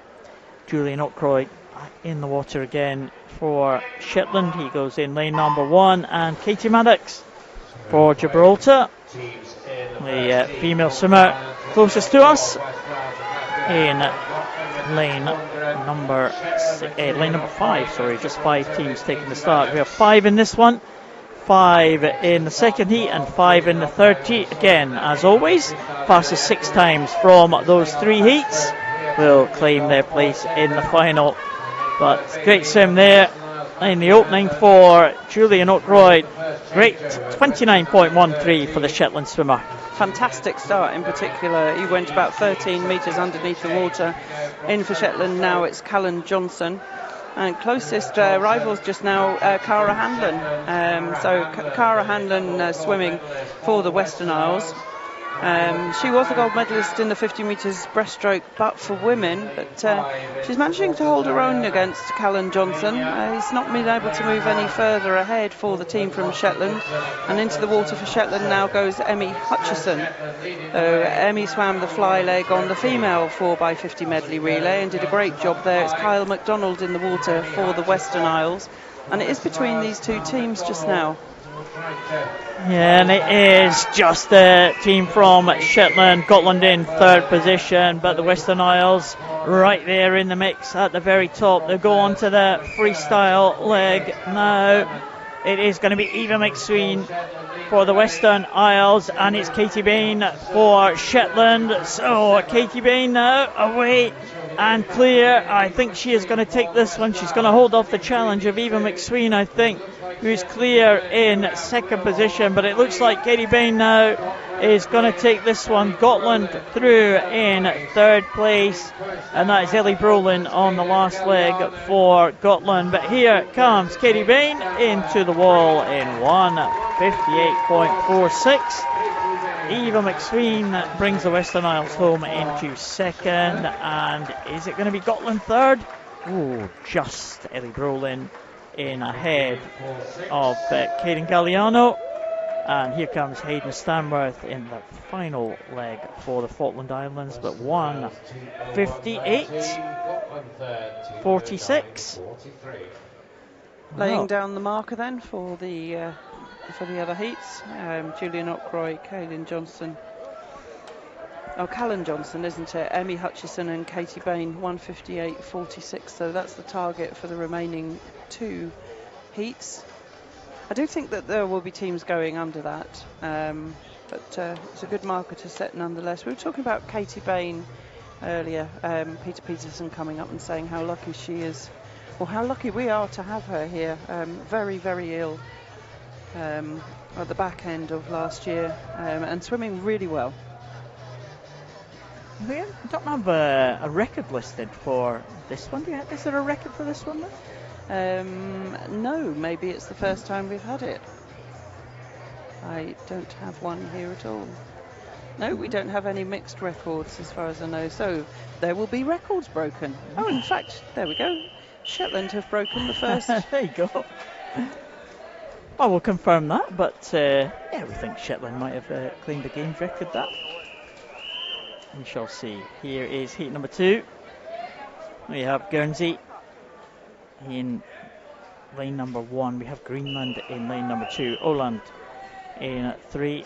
Faroe Islands in 4. And Jersey in 5. Again, you would expect Faroe Islands and Jersey to be strong, and also Guernsey as well, right up that top. Tatiana Tostevin with that very quick start, and Elizabeth Erinsdottir, they fought it out in the backstroke yesterday, and both of them held the 50 metres backstroke record at one point in time in yesterday from the heats, and again into the final. Tostevin in lane number 1, Erinsdottir in lane number 4, and Sisu Peterson getting in between them, the male swimmer from Greenland. But it is Guernsey in the lead there, and Luke Lecras going in the breaststroke leg for them. And on the breaststroke leg is Bartel Eidardsson for the Faroe Islands. So expect them to stretch away, these two at the front of the field. They come to the halfway point. Matthew Defane's also coming back for Jersey, but it is very close at the front. Faroe Islands just with the advantage. Yes, both these two teams going female swimmer, male swimmer, female swimmer, male swimmer. So the contest is really on. There's not going to be any advantage of a male swimmer coming in later. So we've got the male swimmer for the team from Jersey in 5, but there'll be a female swimmer on the last leg. So she's going to be chased down by the two men from the teams from Guernsey and Faroe. It'll be interesting to see what happens there. Two really strong male swimmers chasing down the female swimmer, Ellie Grant for Jersey. And that lead is being eaten into, and off the turn, well, she's still holding it. It's Jonathan Beck from Guernsey. It looks like she might even be able to hold it towards the finish. That wasn't a bit unexpected. Oh, come on! Ellie Grant's done it. Oh, fantastic swim for Ellie Grant. Oh my goodness. That was superb. Lydius Johnson was right there, and he just missed out by 8/100ths of a second, and Jonathan Beck in third. But what a swim from Ellie Grant. That was fantastic, wasn't it? I didn't think she was going to hold that. When they came off the turn, they looked so strong underneath the water, and they were catching her with every stroke, but she did manage to hold on right until the end there. Well done. 8/100ths of a second ahead of the Faroe Islands. Guernsey 151.23, and I think that third team was also the fourth team was faster than the time we saw from the Shetland Islands, and I think that possibly puts pace to their chances of a place in the final, because we still have the Isle of Man and we still have the Cayman Islands. Oh, in fact, and Menorca, Orkney and Isle of Wight as well. Yeah, Orkney have got a decent lineup as well. They do, because they're no mean shakes, are they? And yeah, the Isle of Wight have been good in the relays. Both men's and the women's relays have both made the final. Menorca might be the outside hopes for this one, but we've seen a couple of strong swims from them. Dark horses. But, this is our final race of the morning, and it's the third heat of the mixed 4x50 medley relay. Isle of Wight go in lane 1. Miley Gobby goes for them. In Orkney's lane 2, it's Eve Wood. David Cullen Cole goes for Menorca in lane 3. Cayman Islands in lane 4. Sierra Broadbelt, she's been a busy swimmer this morning. And Elizabeth Curfey goes for the Isle of Man in lane 5. So we've got David Gullen as the sole male representative in the water. And you know what, he's being challenged by Sierra Broadbelt and Eve Wood on either side of him. It's a tight contest actually coming through that first 25. Not a lot to choose between them. David Gullen Cole just gets the better start, but Eve Wood with a very strong turn and underwater work. And as the Orkney representative in the backstroke leg, she hands over in first place to Jack Wallace, who takes on the breaststroke. And Jack in there for the host team, and he is holding that one. Jack Clark-Tyrrell for the Cayman Islands is just about on a par with the Orkney swimmer at the moment as they go over that halfway point. The Isle of Man with Laura Kinley, the experienced campaigner in her 7th Island Games. William Davidson coming back strongly as well. 4 teams still in contention here, and it is still Orkney, and Jack Wallace has got Alfie Price, who had a fantastic swim earlier today, and Alfie Price is stretching away now, but he'll need a little bit of an advantage for Jean Blanche on that last leg. But Alfie Price going really well. Harry Robinson for the Isle of Man, bringing them in contention. But the final leg, Orkney still lead. Yeah, we didn't mention the Isle of Man earlier on because they led off with 2 female swimmers, and they've got Jo Watterson on their final leg. So the Isle of Man they really scuppered us out, didn't they, really, keeping the 2 men until last, and look at them go. So Orkney, though, Jean Blantz, she's doing really well on that final leg, but it's going to be the team from the Isle of Man. 147.79 for the win in the final heat. 151.46. Jean Blantz brings Orkney home in second place. And third there, James Allison. Just too much to do for the Cayman Islands. 153.91. And are they going to 3 teams make it there? That top 3, Isle of Man and Orkney, will certainly be there. I think in first place and possibly in 5th place for the Orkney. I'm not sure about the 6th team. Yeah, it's the Cayman Islands have just made it in ahead of the Isle of Wight. And it was that contest there in that third heat that decided who took the 6th position for that final 4x50 medley relay. Isle of Man looking great, aren't they, again? Well, they did, didn't they? And I mean, we'd commented on the fact that they had swum so strongly in the men's events, and yet they've got some strong female swimmers as well, and they led them off really well and gave the men a chance to bring it back and to take that seeded spot for the final this evening. Really, really good racing. Well, it's been another good morning of action. We hope you've enjoyed it. here in Orkney at the Picky Centre. Day 3 heats of these 2025 International Island Games.